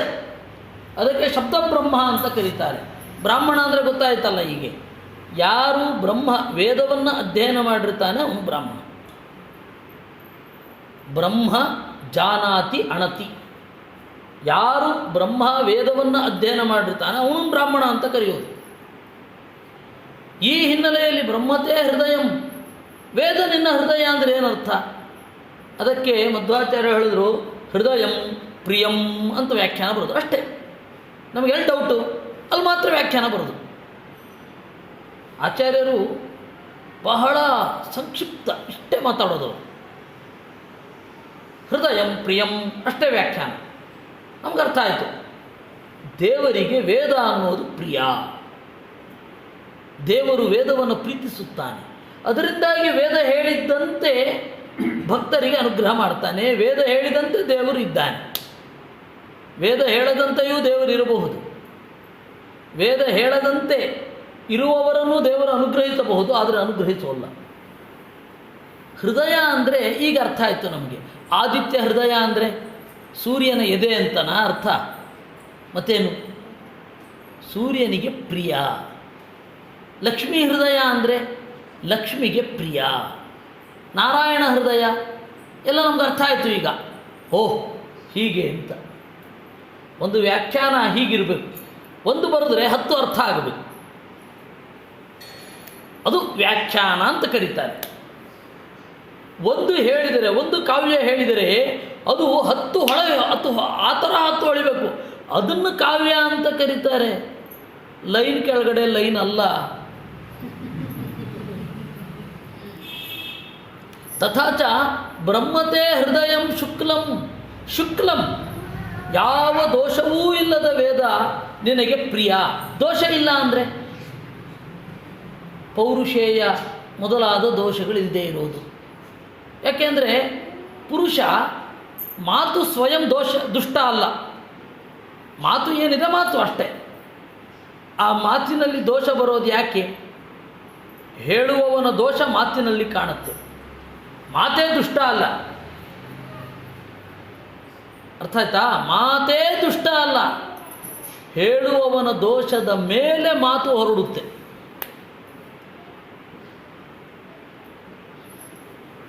ನದಿ ತೀರದಲ್ಲಿ 5 ಹಣ್ಣುಗಳಿವೆ, ತೆಗೆದುಕೊಂಡು ಬಾ ಅಂತ ನಾನು ಹೇಳ್ತೇನೆ. ಆಗ ಅದನ್ನು ನಂಬಿಕೊಂಡು ಒಬ್ಬ ಓಡ್ತಾನೆ. ನದಿ ತೀರದಲ್ಲಿ 5 ಹಣ್ಣುಗಳು ಇಲ್ಲ ಅಂದರೆ ಆ ಮಾತು ಸುಳ್ಳು. ಹಾಗಾದರೆ ನದಿಯೇ ಇಲ್ವಾ? ತೀರವೇ ಇಲ್ವಾ? 5 ಅನ್ನೋ ಸಂಖ್ಯೆಯೇ ಇಲ್ವಾ? ಹಣ್ಣುಗಳು ಅಂತನ್ನುವ ಪದಾರ್ಥವೇ ಇಲ್ವಾ? ಇದೆ. ಅದೇ ಒಬ್ಬ ಯಥಾರ್ಥವಾಗಿ ಹೇಳ್ತಾನೆ, ಹೋಗು ನದಿ ತೀರದಲ್ಲಿ 5 ಹಣ್ಣುಗಳಿದೆ, ತೆಗೆದುಕೊಂಡು ಬಾ ಅಂತ ಹೇಳ್ತಾನೆ. ಅವನು ಹೋದಾಗ ಅಲ್ಲಿ ನದಿ ತೀರದಲ್ಲಿ 5 ಹಣ್ಣುಗಳಿದೆ, ಅವಾಗ ಅದು ಪ್ರಮಾಣ ಅಲ್ವಾ? ನೋಡಿ, ಮಾತು ಸ್ವಯಂ ಪ್ರಮಾಣ. ಯಾಕೆಂದರೆ ಆ ಮಾತಿಗೆ ಆ ಅರ್ಥ ಇದೆ, ಆ ಶಬ್ದ ಮತ್ತು ಅರ್ಥ ಅವೆರಡಕ್ಕೂ ನಿತ್ಯವಾದ ಸಂಬಂಧ ಇದೆ. ಶಬ್ದ ಇದೆ, ಅರ್ಥ ಇದೆ, ಅವುಗಳಿಗೇನು ಸಂಬಂಧ? ನಿತ್ಯವಾದ ಸಂಬಂಧ. ಆ ಸಂಬಂಧ ಅನ್ನೋದು ಇರಲ್ಲ. ಯಾಕೆ ಅಂದರೆ ಆ ವ್ಯಕ್ತಿಯ ದೋಷದಿಂದ. ಸುಳ್ಳು ಅಂತಂದ್ರೆ ಏನು? ಅವನ ಮಾತಿದೆ, ಆ ಮಾತಿನಂತೆ ಅಲ್ಲಿ ವಸ್ತು ಇಲ್ಲ ಅಂತ ಹೇಳಿ ಸುಳ್ಳು. ಅದನ್ನು ಹೇಳಿದ್ಯಾರು? ವ್ಯಕ್ತಿ. ಮಾತಿಗೆ ಅರ್ಥ ಇಲ್ಲ ಅಂತಲ್ಲ. ಅದರಿಂದಾಗಿ ಮಾತನ್ನು ಸ್ವತಃ ಪ್ರಮಾಣ ಅಂತ ಕರೀತಾರೆ. ಆ ಮಾತಿನಲ್ಲಿ ದೋಷ ಅನ್ನೋದು ಆಡುವವನ ದೋಷವನ್ನು ಇಟ್ಟುಕೊಂಡು ಮಾತಿನಲ್ಲಿ ದೋಷ ಇರೋದು. ಆಡುವವನ ದೋಷಕ್ಕೆ ತಕ್ಕ ಹಾಗೆ ಮಾತಿನಲ್ಲಿ ದೋಷ ಇರುತ್ತೆ, ಬೇರೆ ಅಲ್ಲ. ಈ ಹಿನ್ನೆಲೆಯಲ್ಲಿ ಮಾತಿನ ದೋಷ ಮಾತು ಆಡುವವರಲ್ಲಿರುವ ದೋಷ. ವೇದ ಅಪೌರುಷೇಯ, ಯಾವ ಪುರುಷರೂ ಆಡಿದ್ದಲ್ಲ. ಅದರಿಂದಾಗಿ ಅದರಲ್ಲಿ ಯಾವ ದೋಷವೂ ಇರಲಿಕ್ಕೆ ಸಾಧ್ಯ ಇಲ್ಲ. ಮಿಥ್ಯಾಜ್ಞಾನ ಆಗಲಿ, ಅಜ್ಞಾನ ಆಗಲಿ, ವಿಪರೀತ ಜ್ಞಾನ ಆಗಲಿ, ಮೋಸ ಮಾಡುವ ಬಯಕೆ ಆಗಲಿ, ಒಬ್ಬ ಪುರುಷನಲ್ಲಿ ಏನೇನು ದೋಷಗಳು ಇರಬಹುದು ಆ ಯಾವ ದೋಷವೂ ವೇದದಲ್ಲಿ ಇಲ್ಲ. ಯಾಕೆಂದರೆ ವೇದ ಅಪೌರುಷೇಯ. ಒಬ್ಬ ಪುರುಷ ಹೇಳಲೇ ಇಲ್ಲ. ಒಬ್ಬ ಪುರುಷ ಹೇಳಿದ ಅಂದರೆ ಡೌಟ್ ಬರುತ್ತೆ. ಬುದ್ಧ ಸರ್ವಜ್ಞನ ಅಥವಾ ನಮ್ಮನ್ನು ಮೋಸ ಮಾಡಲಿಕ್ಕೆ ಹೀಗೆ ಹೇಳ್ತಾ ಇದ್ದಾನ? ಸೋ ಅಂಡ್ ಸೋ ಅವನು ಸರ್ವಜ್ಞನ ಇಲ್ವಾ? ಹೀಗೆ ಡೌಟ್ ಬರುತ್ತೆ. ಪೌರುಷೇಯ ಅಂತಾದರೆ. ಅಪೌರುಷೇಯ ಅಂತಾದರೆ ಪುರುಷ ದೋಷಗಳು ಯಾವುದೂ ಇಲ್ಲ. ಅದನ್ನು ಒಪ್ಕೊಳ್ಬೇಕಾಗತ್ತೆ. ಈ ಹಿನ್ನೆಲೆಯಲ್ಲಿ ಹೇಳಿದ್ದು ಶುಕ್ಲಂ, ವೇದದಲ್ಲಿ ದೋಷ ಇಲ್ಲ. ಇವರೆಲ್ಲ ಬುದ್ಧನನ್ನು ಸರ್ವಜ್ಞ ಅಂತ ಒಪ್ಪಿಬಿಡ್ತಾರೆ. ಬುದ್ಧ ಸರ್ವಜ್ಞ, ಅವನು ಹೇಳಿದ್ದು ಸರಿ. Jesus Christ is omniscient, that's why we should agree him whatever he says ಅಂತ. ಇಲ್ಲಿ ದೊಡ್ಡ ಪ್ರಾಬ್ಲಮ್ ಎಂತ ಗೊತ್ತಾ? ದೊಡ್ಡ ಪ್ರಾಬ್ಲಮ್ ಎಂತ ಅಂದರೆ, ನಮಗೆ ಜೀಸಸ್ ಕ್ರೈಸ್ಟ್ ಸರ್ವಜ್ಞ ಅಂತ ಗೊತ್ತಾಗಬೇಕಾದ್ರೆ ನಾವು ಸರ್ವಜ್ಞರಾಗಿರ್ಬೇಕು. ಯಾಕೆಂದರೆ ನಿನಗೆ ಇದು ಗೊತ್ತಿದೆ ಅಂತ ಅನ್ಬೇಕಾದ್ರೆ ನಿನಗೆ ಅಡುಗೆ ಗೊತ್ತಿದೆಯೋ ಇಲ್ವೋ ಅಂತ ಸರ್ಟಿಫೈ ಮಾಡ್ಬೇಕಾದ್ರೆ ನನಗೆ ಅಡುಗೆ ಗೊತ್ತಿರಬೇಕು, ಬೇರೆ ದಾರಿ ಇಲ್ಲ. ಆ ರೀತಿ ಜೀಸಸ್ ಕ್ರೈಸ್ಟ್ ಸರ್ವಜ್ಞ ಹೌದಾ ಅಲ್ವಾ ಅಂತ ತಿಳ್ಕೊಳ್ಳಿಕ್ಕೆ ನಾನು ಸರ್ವಜ್ಞ ಆಗಿರಬೇಕು. ಆಮೇಲೆ I am greater than, I will become greater than Buddha or Jesus Christ, because Buddha doesn't know me but I am knowing Buddha. ಬುದ್ಧನಿಗೆ ನನ್ನ ಬಗ್ಗೆ ಗೊತ್ತಿಲ್ಲ, ಆದರೆ ನನಗೆ ಬುದ್ಧನ ಬಗ್ಗೆ ಗೊತ್ತು. ಹೀಗಾಗಿ ಬುದ್ಧನಿಗೆ ನಾನು ಗ್ರೇಟು. ಈ ಥರ ತರ್ಕಗಳು ಬಂದರೆ ಗತಿ ಏನು? ಅದಕ್ಕೆ ಹೇಳಿದರು ಅಪೌರುಚೇಯತ್ವ ವೇದದಲ್ಲಿ ಇದೆ, ಒಪ್ರಿ. ಯಾವುದೇ ಒಬ್ಬ ವ್ಯಕ್ತಿಯನ್ನು ಇಟ್ಕೊಳ್ಬೇಡಿ, ಈ ಎಲ್ಲ ದೋಷಗಳು ಇಲ್ಲ ವೇದದಲ್ಲಿ. ಅದಕ್ಕೆ ವೇದವನ್ನು ಶುಕ್ಲಂ, ಬಿಳಿ, ದೋಷ ಇಲ್ಲದೆ ಇರೋದು. ಈಗ ಸರಿ ಆಯಿತು. ಬ್ರಹ್ಮತೆ ಹೃದಯಂ ಶುಕ್ಲಂ, ಯಾವುದೇ ದೋಷವಿಲ್ಲದ ವೇದ ನಿನಗೆ ಅತ್ಯಂತ ಪ್ರಿಯ. ವೇದದ ಮೂಲಕ ನಿನ್ನನ್ನು ತಿಳಿಲಿಕ್ಕೆ ಆಗತ್ತೆ, ನಿನ್ನ ಹತ್ತಿರ ಬರಲಿಕ್ಕಾಗತ್ತೆ ಸ್ವಾಮಿ. ತಪಸ್ವಾಧ್ಯಾಯ ಸಂಯಮೈಹಿ, ಅದರ ಜೊತೆಗೆ ತಪಸ್ಸು, ಸ್ವಾಧ್ಯಾಯ, ವೇದವನ್ನು ಆವೃತ್ತಿ ಮಾಡ್ತಾ ಇರಬೇಕು. ಆ ಉಪಕರ್ಮ ಅನ್ನೋದು ಅಧ್ಯಯನಕ್ಕೆ ಸಂಬಂಧಪಟ್ಟದ್ದು. ಕೇವಲ ದಾರ ಬದಲಾಯಿಸಲಿಕ್ಕೆ ಅಷ್ಟೊಂದು ದೊಡ್ಡ ಫಂಕ್ಷನ್ ಮಾಡಬೇಕು. ನಾನು 6 ತಿಂಗಳು ವೇದವನ್ನು ಓದ್ತೇನೆ, ಇನ್ನು 6 ತಿಂಗಳು ವೇದಾಂಗಗಳನ್ನು ಓದ್ತೇನೆ ಅಂತ ಸಂಕಲ್ಪ, ಉತ್ಸರ್ಜನ ಮತ್ತು ಉಪಕರ್ಮ ಹಂಗೆ ಮಾಡ್ಕೋಬೇಕು. ಅದರಿಂದಾಗಿ ಇಡೀ ಜೀವನ ತಪಸ್ಸು, ಸ್ವಾಧ್ಯಾಯ, ಸಂಯಮ ಇದ್ದರೆ ಆ ವೇದ ಅನ್ನೋದು ನಿನಗೆ ಪ್ರಿಯ. ತತ್ರೋಪಲಬ್ಧಂ ಸುವ್ಯಕ್ತಂ ಅವ್ಯಕ್ತಂಚ ತತಃಪರಂ. ವೇದ ತಿಳಿಸೋದು ನಮಗೆ ಸ್ವಲ್ಪ, ಅದರ ಆಚೆಗಿರೋದು ಬಹಳ. ದೇವರ ಗುಣಗಳನ್ನು ವೇದವೂ ಪೂರ್ಣ ಹೇಳಲಿಕ್ಕಾಗಲ್ಲ. ವೇದದಿಂದ ಆಚೆ ನೀನಿದ್ದೀಯ. ಲಕ್ಷ್ಮೀದೇವಿ ಯೋಚನೆ ಮಾಡಬೇಕಾದ್ರೇ ವೇದದಿಂದ ಆಚೆ ಅವಳು ಯೋಚನೆ ಮಾಡ್ತಾಳೆ ಅಂತ ಅಲ್ವಾ. ನಿಗಮತತಿಗಳನ್ನು ಅತಿಕ್ರಮಿಸಿ ಕ್ರಿಯಾ ವಿಶೇಷಗಳ ಬಗೆ ಬಗೆಯ ನೂತನವ ಕಾಣುತ್ತ ಪೊಗಳಿ ಹಿಗ್ಗುವ ತ್ರಿಗುಣಮಾನಿ ಮಹಾಲಕ್ಷ್ಮಿ ಸಂತೈಸಲನುದಿನವು ಅಂತ ಹೇಳೋದು. ಅದರಿಂದಾಗಿ ಬ್ರಹ್ಮದೇವರು ತೆಕ್ತ ವೇದರೇ, ಅವರು ಹೇಳಿದಂತೆ ವೇದ ಇರುತ್ತಂತೆ. ಅಂದರೆ ಅಷ್ಟು ವೇದವನ್ನು ಆ ರೀತಿ ಕೆಲವೊಂದು ಸರ್ತಿ ನಾವು ಪರ್ಫೆಕ್ಟಾಗಿ ಊಹೆ ಮಾಡಿದ್ರೆ ಆ ರೀತಿ ಇರುತ್ತೆ. ನಮ್ಮ ಊಹೆ ಪರ್ಫೆಕ್ಟ್ ಆಗಿದ್ದರೆ ಆಮೇಲಿರೋದು ಆ ರೀತಿ ಇರುತ್ತೆ. ಗ್ರಂಥಗಳಲ್ಲಿ ಇದು ಎಷ್ಟು ಕಂಡಿದೆ ಗೊತ್ತಾ? ಯಾವುದೋ ತಾಡವಾಲೆಯಲ್ಲಿ ವಾಕ್ಯ ನೋಡಿರ್ತೇವೆ, ಆ ವಾಕ್ಯಕ್ಕೆ ಭಾಷ್ಯ ಈ ಮೂಲ ಹೀಗಿರಬೇಕು ಅಂತ ಊಹಿಸಿರ್ತೇವೆ. ಆಮೇಲೆ ಇನ್ನೊಂದು ತಾಡವಾಲೆ ಸಿಗುತ್ತೆ, ಮೂಲ ಅದರಲ್ಲಿರುತ್ತೆ. ಆ ಥರದ ಅನುಭವವೇ ಒಂದು ರೋಮಾಂಚಕ. ಆ ಸಾರಸ್ವತ ಸಾಹಸಗಳು ಬಹಳ ಇವೆ. ಅದರಿಂದಾಗಿ ವೇದ ಅಂತನ್ನೋದು ಹೇಳಿದ್ದು ಇಷ್ಟು, ಹೇಳದೇ ಇರೋದಿದೆ ದೇವರ ಗುಣಗಳು. ಅದು ದೇವರಿಗೆ ಪ್ರಿಯ. ಆದರೂ ವೇದ ದೇವರಿಗೆ ಪ್ರಿಯ. ಯಾಕೆಂದರೆ ಅವನನ್ನು ತಿಳಿಸ್ಕೊಡುತ್ತೆ. ತಸ್ಮಾತ್ ಬ್ರಹ್ಮಕುಲಂ ರಾಜನ್ ಶಾಸ್ತ್ರಯೋನೇಸ್ತವಾತ್ಮನಃ ಸಭಾಜಯತಿ ಸದ್ಧಾಮ ತಸ್ತದ್ಬ್ರಹ್ಮಣ್ಯ ಗುಣೋ ಭವಾನ್. ನೀನು ಶಾಸ್ತ್ರಯೋನಿ, ದೇವರನ್ನು ಶಾಸ್ತ್ರದ ಮೂಲಕವೇ ಅರ್ಥ ಮಾಡಿಕೊಳ್ಬೇಕು. ಆ ಶಾಸ್ತ್ರವನ್ನು ಜೀವನದ ಉಸಿರಾಗಿಸಿಕೊಂಡಿರುವ ಬ್ರಾಹ್ಮಣರು ನಿನಗೆ ಪ್ರಿಯ. ತಸ್ಮಾತ್ ಬ್ರಹ್ಮಕುಲಂ ಬ್ರಹ್ಮನ್ ಶಾಸ್ತ್ರಯೋನೇಸ್ತವಾತ್ಮನಃ ಸಭಾಜಯಸಿ. ಅದರಿಂದಾಗಿ ಬ್ರಾಹ್ಮಣರನ್ನು ನೀನು ಅವತಾರ ಮಾಡಿದಾಗ ಗೌರವಿಸುತ್ತಿ. ಯಾಕೆ ಅಂತಂದರೆ ಬೇರೆಯವರ ಮೇಲಿರುವ ಕರುಣೆ. ಈ ಬ್ರಾಹ್ಮಣರನ್ನು ಆಶ್ರಯಿಸಿ ವೇದದ ಮೂಲಕ ನನ್ನನ್ನು ತಿಳಿದುಕೊಳ್ಳಲಿ ಅಂತ ಹೇಳಿ ನೀನೇನು ಮಾಡ್ತಿ? ಬ್ರಾಹ್ಮಣರನ್ನು ಸತ್ಕಾರ ಮಾಡುತ್ತೀಯ.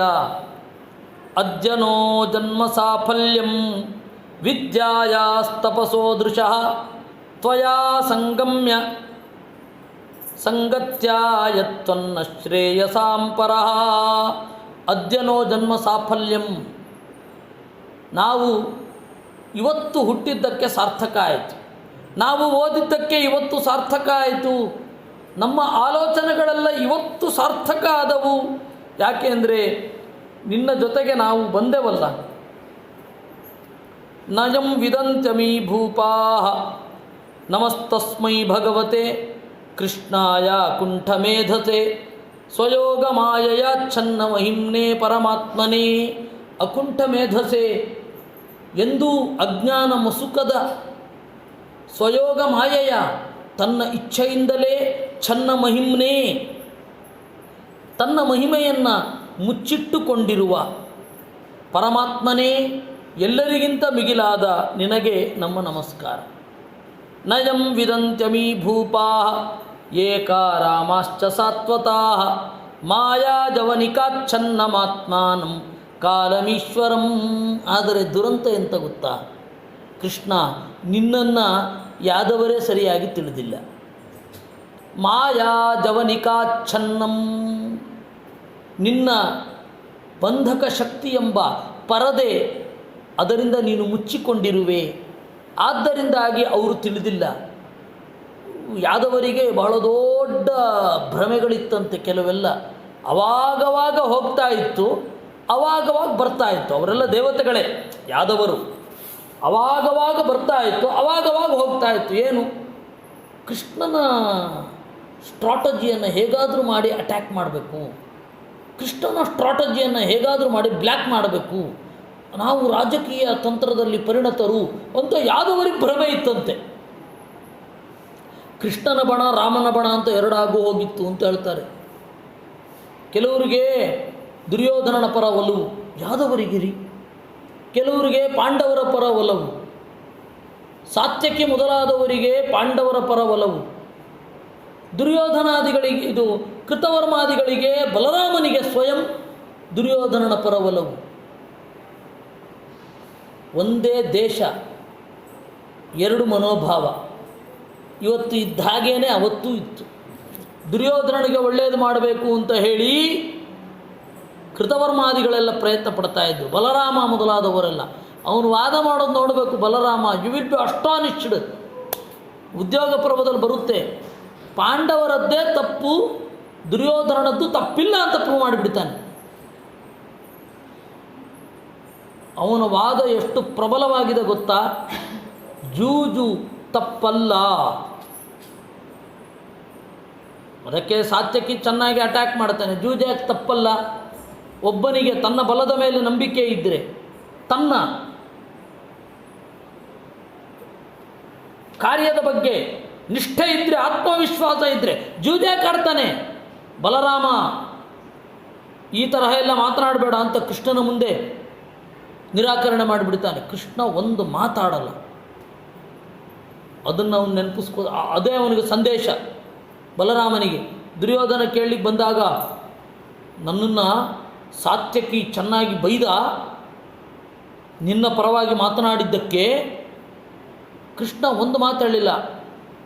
ಸಾತ್ಯಕಿ ಅಣ್ಣನನ್ನು ಬೈಬೇಡ ಅಂತ ಒಂದು ಮಾತು ಹೇಳಲಿಲ್ಲ. ನನಗದಕ್ಕೆ ಭಯ ಆಗ್ತಾ ಇದೆ, ಕೃಷ್ಣನಿಗೆ ವಿರುದ್ಧವಾಗಿ ನಾನು ನಡೆಯೋಲ್ಲ, ನಿಮ್ಮ ಪರವಾಗಿ ಯುದ್ಧಕ್ಕೆ ಬರೋಲ್ಲ ಅಂದ್ಬಿಡ್ತಾನೆ. ಇದು ಒಂದು ನಾನು ಸ್ಟ್ರಾಟಜಿ ಹೇಳಿದ್ದು. ಬೇಕಾದಷ್ಟು ಆ ಥರ ನಡೆದೋಗಿದೆ. ಅದನ್ನು ಗಮನದಲ್ಲಿ ಇಟ್ಕೊಂಡು ಋಷಿಗಳು ಹೇಳ್ತಾರೆ, ತಮ್ಮನ್ನು ತಾವು ಪೊಲಿಟಿಕಲ್ ಸೈನ್ಸಿನಲ್ಲಿ ಅತ್ಯಂತ ಪಳಗಿದವರು ಅಂತ ಯಾದವರು ಭ್ರಮಿಸಿ ನಿನ್ನ ಬಗ್ಗೆ ತಪ್ಪು ಹೆಜ್ಜೆ ಇಡ್ತಾ ಇದ್ದಾರೆ. ಕೃಷ್ಣ ಮಾಯಾ ಜವನಿಕಾಚ್ಛನ್ನಮಾತ್ಮಾನಂ ಕಾಲಮೀಶ್ವರಂ. ಯಾಕೆಂದರೆ ನಿನ್ನನ್ನು ನೀನೇ ಮುಚ್ಚಿಕೊಂಡಿದ್ದಿ. ನಮಗೆಲ್ಲ ಉಲ್ಟಾ, ನಾವು ಮಾಡಿದ ಸ್ವಲ್ಪ ಜಗತ್ತಿಗೆಲ್ಲ ಗೊತ್ತಾಗಬೇಕು ಅಂತ ನಮ್ಮ ಬಯಕೆ.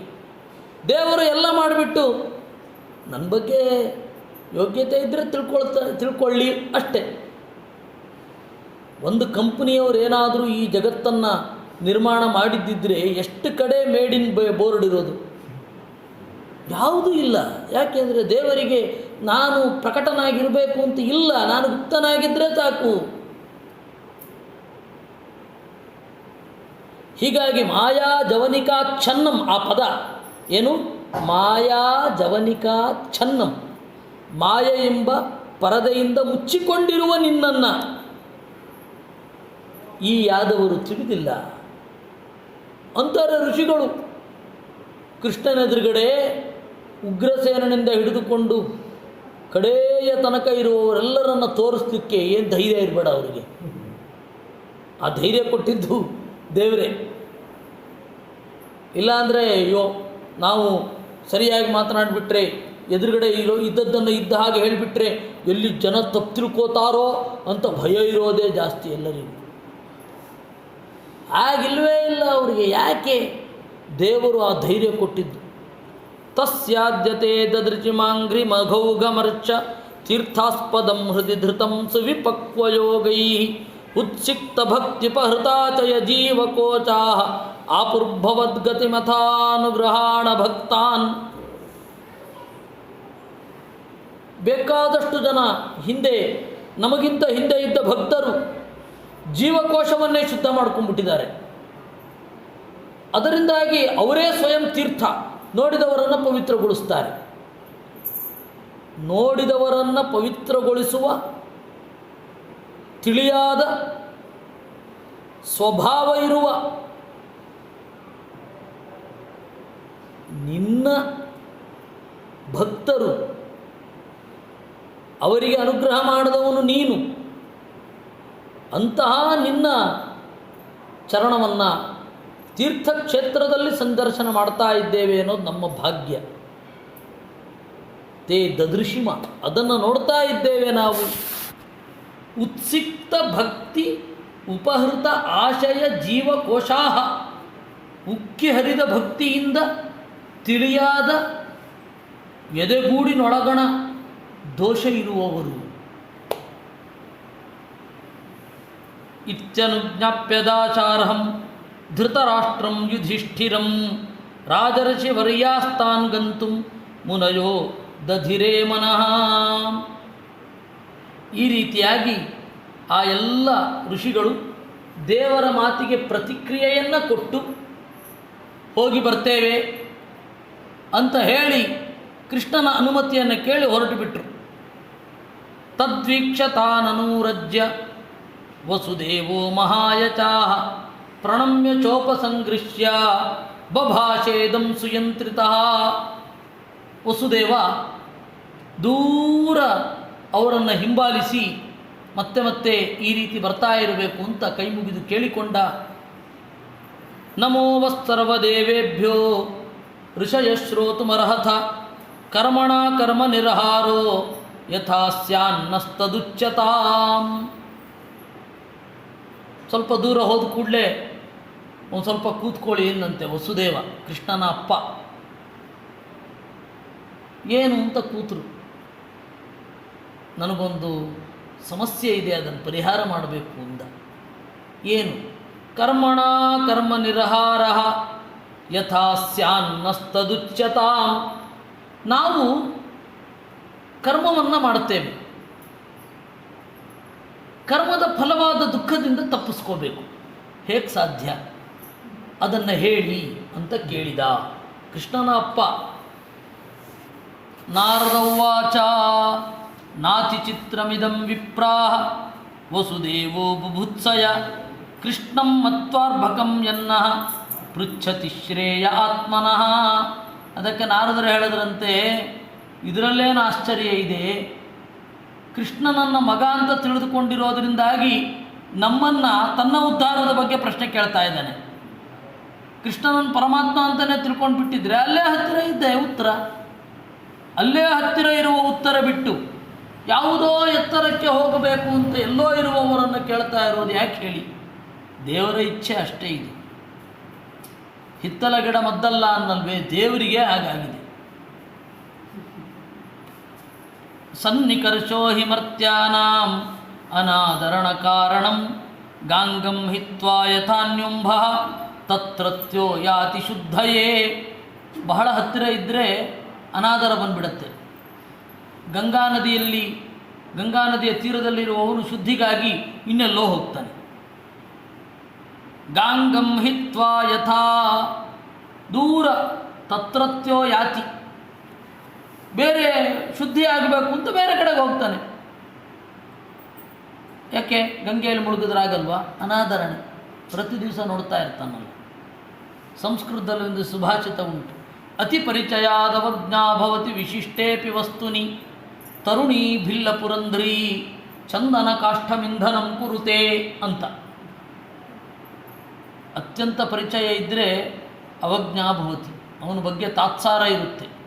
ತರುಣಿ ಭಿಲ್ಲ ಪುರಂಧ್ರಿ, ಬೇಡತಿಯೊರ್ವಳು. ಚಂದನ ಕಾಷ್ಠಂ, ಗಂಧದ ಮರದ ತುಂಡನ್ನು ಕಟ್ಟಿಗೆ ಇಲ್ಲ ಅಂತ ನೀರು ಕಾಯಿಸಲಿಕ್ಕೆ ಉಪಯೋಗಿಸ್ತಾಳೆ.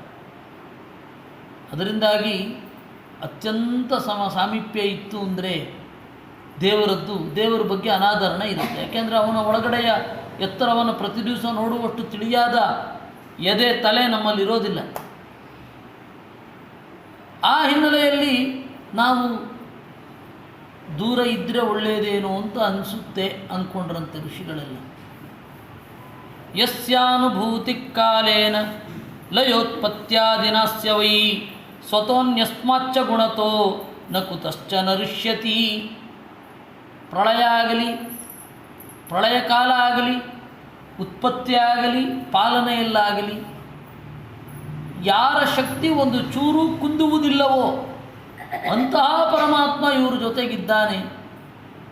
ಅವನನ್ನು ಶರಣು ಹೊಂದದೆ ಇನ್ನೇನೋ ಇದೆ ಅಂತ ಎಲ್ಲಿಯೋ ಹೋಗೋದು. ತಂ ಕ್ಲೇಶಪಾಶ ಪರಿಪಾಕ ಗುಣಪ್ರವಾಹೈ ಅವ್ಯಾಹತಾನುಭವಮೀಶ್ವರಮದ್ವಿತೀಯಂ ಪ್ರಾಣಾದಿಭಿಸ್ವ ವಿಷಯೈರುಪಗೂಢಮಗ್ನೋ ಮೇನೇ ಸ ಸೂರ್ಯಮಿವ ಮೇಘಮಿಹಿಮೋಪರಾಗೈ. ದೇವರೇ, ಕೃಷ್ಣನೇ ಅವನ ಎಲ್ಲ ಕ್ಲೇಶ ಕರ್ಮಗಳನ್ನು ಪರಿಹಾರ ಮಾಡಬಹುದು. ಆದರೆ ವಸುದೇವನಿಗೆ ತನ್ನ ಮಗ ಅಂತನ್ನುವ ಭ್ರಮೆ ಇದೆ. ಕೃಷ್ಣ ಅಂದರೆ ನಾನು ಆಡಿಸಿದ ಮಗು, ನಾನು ರಕ್ಷಣೆ ಮಾಡಿದ್ದು ಅಂತ ಒಮ್ಮೊಮ್ಮೆ ಅವನ ತಲೆಗೆ ಬರ್ತಾ ಇರೋದರಿಂದ ದೇವರನ್ನು ಬಿಟ್ಟು ನಮ್ಮ ಬಳಿ ಬಂದು ಉದ್ಧಾರ ಆಗುವ ಬಗೆ ಹೇಗೆ ಅಂತ ಕೇಳ್ತಾನೆ. ಏನು ಹೇಳೋಣ ಇದಕ್ಕೆ? ಅದಕ್ಕೆ ಒಂದು ಉದಾಹರಣೆ ಕೊಡ್ತಾರೆ. ಮೇನೆ ಚ ಸೂರ್ಯಮಿವ ಮೇಘ ಹಿಮೋ ಪರಾಗೈ. ಮೋಡ ಬರುತ್ತೆ, ಇವತ್ತು ಸೂರ್ಯ ತಣ್ಣಗಿದ್ದಾನೆ ಅಂತ. ಸನ್ ಈಸ್ ನಾಟ್ ಸೋ ಹಾಟ್ ಅಂತಾರೆ. ಯಾಕೆ? ಅಲ್ಲಿ ಮೋಡ ಇದೆ. ಮೋಡ ಅನ್ನೋದು ನಮಗೂ ಸೂರ್ಯನಿಗೂ ಇರುವ ಬಿಸಿಯನ್ನು ತಡೆದಿದೆ ವಿನಃ ಸೂರ್ಯನಿಗೆ ಏನು ವ್ಯತ್ಯಾಸ ಇಲ್ಲ. ಸೂರ್ಯ ಮುಳುಗಿದ, ಸೂರ್ಯ ಮುಳುಗ್ತಾನ, ಆದರೆ ನಮ್ಮ ಕಣ್ಣಿಗೆ ಅವನು ಹಾಗೆ ಕಾಣೋದು, ಅದು ನಮ್ಮ ದರ್ಶನ ಅಷ್ಟೇ. ನಮಗೆ ಎಷ್ಟೋ ಸಂಗತಿ ಗುರುತಿಸೋದು ಹಾಗೆ ಆಗತ್ತೆ. ಗಾಳಿ ಹೋಗ್ತಾ ಇದೆ ಅಂತ ತೋರಿಸ್ತೇವೆ, ಅದು ಧೂಳು, ಧೂಳನ್ನು ನೋಡಿ ಗಾಳಿ ಅಂತ ಹೇಳ್ತೇವೆ. ಯಥಾಂಭತ ಪ್ರಚಲತ ತರವೋಪಿ ಚಲಾಯುವ. ತಲೆ ಗರ್ರ ತಿರುಗ್ತಾ ಇರಬೇಕಾದ್ರೆ ಭೂಮಿ ತಿರುಗಿತು ಅಂತೇವೆ. ಭೂಮಿ ತಿರುಗಿದ್ದಲ್ಲ, ನಾವು ತಿರುಗಿದ್ದು. ಹಾಗೆ ದೇವರನ್ನು ಯಾಕೆ ತಪ್ಪಾಗಿ ತಿಳ್ಕೊಳ್ಳೋದು? ಅವರಲ್ಲಿ ದೋಷ ಇದ್ದದ್ರಿಂದ.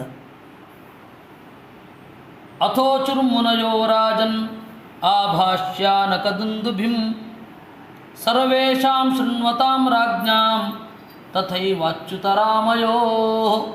ಈ ರೀತಿಯಾಗಿ ಋಷಿಗಳು ಹೇಳ್ತಾ ಇರಬೇಕಾದ್ರೆ ಕೃಷ್ಣ ರಾಮರು ಅಲ್ಲೇ ಬಂದ್ರಂತೆ. ಕರ್ಮಣ ಕರ್ಮ ನಿರಹಾರ ಯೇಷ ಸಾಧು ನಿರೂಪಿತ ಯಶ್ರದ್ಧಯಾ ಯಜೇದ್ವಿಷ್ಣು ಸರ್ವಯಜ್ಞೇಶ್ವರಂ ಮಖೈ.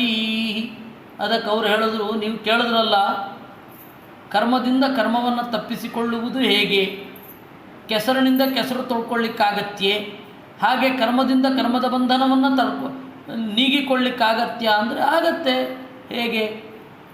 ಅದನ್ನು ದೇವರಲ್ಲಿ ಅರ್ಪಣೆ ಮಾಡೋದು ಒಂದೇ ದಾರಿ. ಬಂದಿರುವವರಲ್ಲಿ ಅರ್ಪಣೆ ಮಾಡಿ ಒಳ್ಳೆ ಗತಿ ಸಿಗುತ್ತೆ.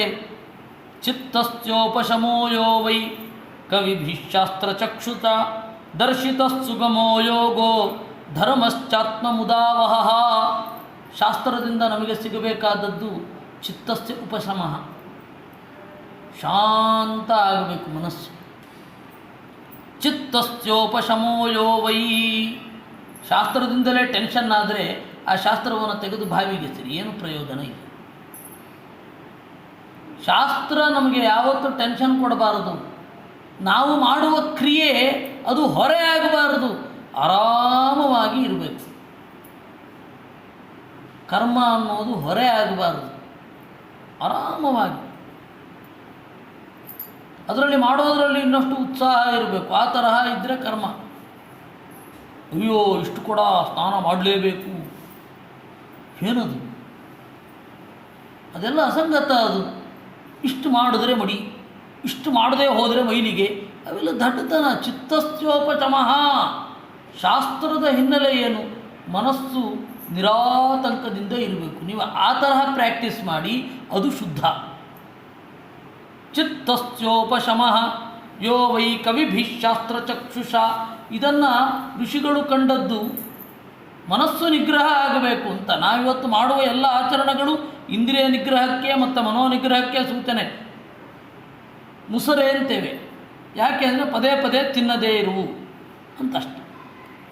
ಎಂಜಲು ಅಂತೇವೆ, ಅದರ ಉದ್ದೇಶ, ಅದರ ಸ್ಪಿರಿಟ್ ಏನು?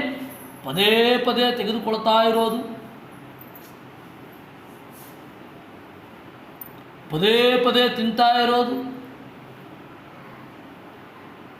ಅದನ್ನು ಮಾಡಬೇಡ ಅಂದಿಕ್ಕೆ ಅದು ಅಷ್ಟೇ ವಿನಃ ಅದಿಲ್ಲದೆ ಮಾಡಿಬಿಟ್ರೆ ಗತಿ ಏನು? ಅದು ಮಾಡಿದ್ರೂ ಕೂಡ ಆ ಉದ್ದೇಶ ಸಫಲ ಆಗಲಿಲ್ಲ ಅಂದರೆ ಮಾಡಿ ಪ್ರಯೋಜನ ಇಲ್ಲ. ಮಡಿ, ಮುಸುರೆ, ಎಂಜಲು ಇವೆಲ್ಲ ಯಾಕೆ? ಇಂದ್ರಿಯ ನಿಗ್ರಹಕ್ಕಾಗಿ. ಮಡಿಲು ಕೂತ್ಕೊಂಡು 100 ವಡೆ ತಿಂದುಬಿಟ್ರೆ ಆಮೇಲೆ ಮಲಗೋದೆ ಸೀದಾ, ಗಾಢ ಅದ್ದ ನಿದ್ರೆ, ಹೇಳೋದು ಮಾರನೇ ದಿವಸವೇ ಅಂತ ಆದರೆ ಗತಿ ಏನು? ಇದೆಲ್ಲ ಯಾಕೆ ಇರೋದು? ಜ್ಞಾನವನ್ನು ಪಡೆದುಕೊಳ್ಳಿಕ್ಕಾಗಿ ಇರೋದು. ನೀವು ಜ್ಞಾನವನ್ನು ಪಡೆದುಕೊಳ್ಳುವ ದಾರಿಯಲ್ಲಿ ಒಂದೆರಡು ಕಡಿಮೆ ಮಾಡಿ, ತೊಂದರೆ ಇಲ್ಲ. ಜ್ಞಾನವನ್ನು ಪಡೆದುಕೊಳ್ಳುವ ಮಾರ್ಗದಲ್ಲಿ ಜಾಸ್ತಿ ಮಾಡಿ ಅವ್ಯವಸ್ಥೆಗೆ ಒಳಗಾಗಬಾರ್ದು. ಅದನ್ನು ಹೇಳ್ತಾ ಇರೋದು.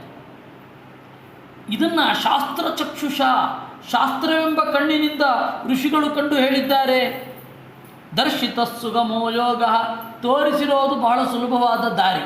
ಆದರೆ ಮಾಡಬೇಕಾದ್ರೆ ನಮ್ಮ ಅಹಂಕಾರ, ನಮ್ಮ ಸುಪೀರಿಯಾರಿಟಿ ಕಾಂಪ್ಲೆಕ್ಸು ಇವುಗಳೆಲ್ಲ ತಲೆ ತೂರಿ ಅದು ಬಹಳ ಕಾಂಪ್ಲಿಕೇಟೆಡ್ ಆಗೋಗುತ್ತೆ. ವಸ್ತುತಃ ಇದು ಸುಲಭ. ದೇವರಲ್ಲಿ ಅರ್ಪಣೆ ಮಾಡೋದು, ಎಷ್ಟು ಮಾಡಿದರೆ ಮನಸ್ಸಮಾಧಾನ ಆಗತ್ತೋ ಅಷ್ಟು ಮಾಡೋದು ಸುಲಭ. ಆದರೆ ಮಧ್ಯದಲ್ಲಿ ಏನೇನೋ ಆತ್ಮಪ್ರತಿಷ್ಠೆಗಳೆಲ್ಲ ಅಡ್ಡ ಬಂದುಬಿಡುತ್ತೆ.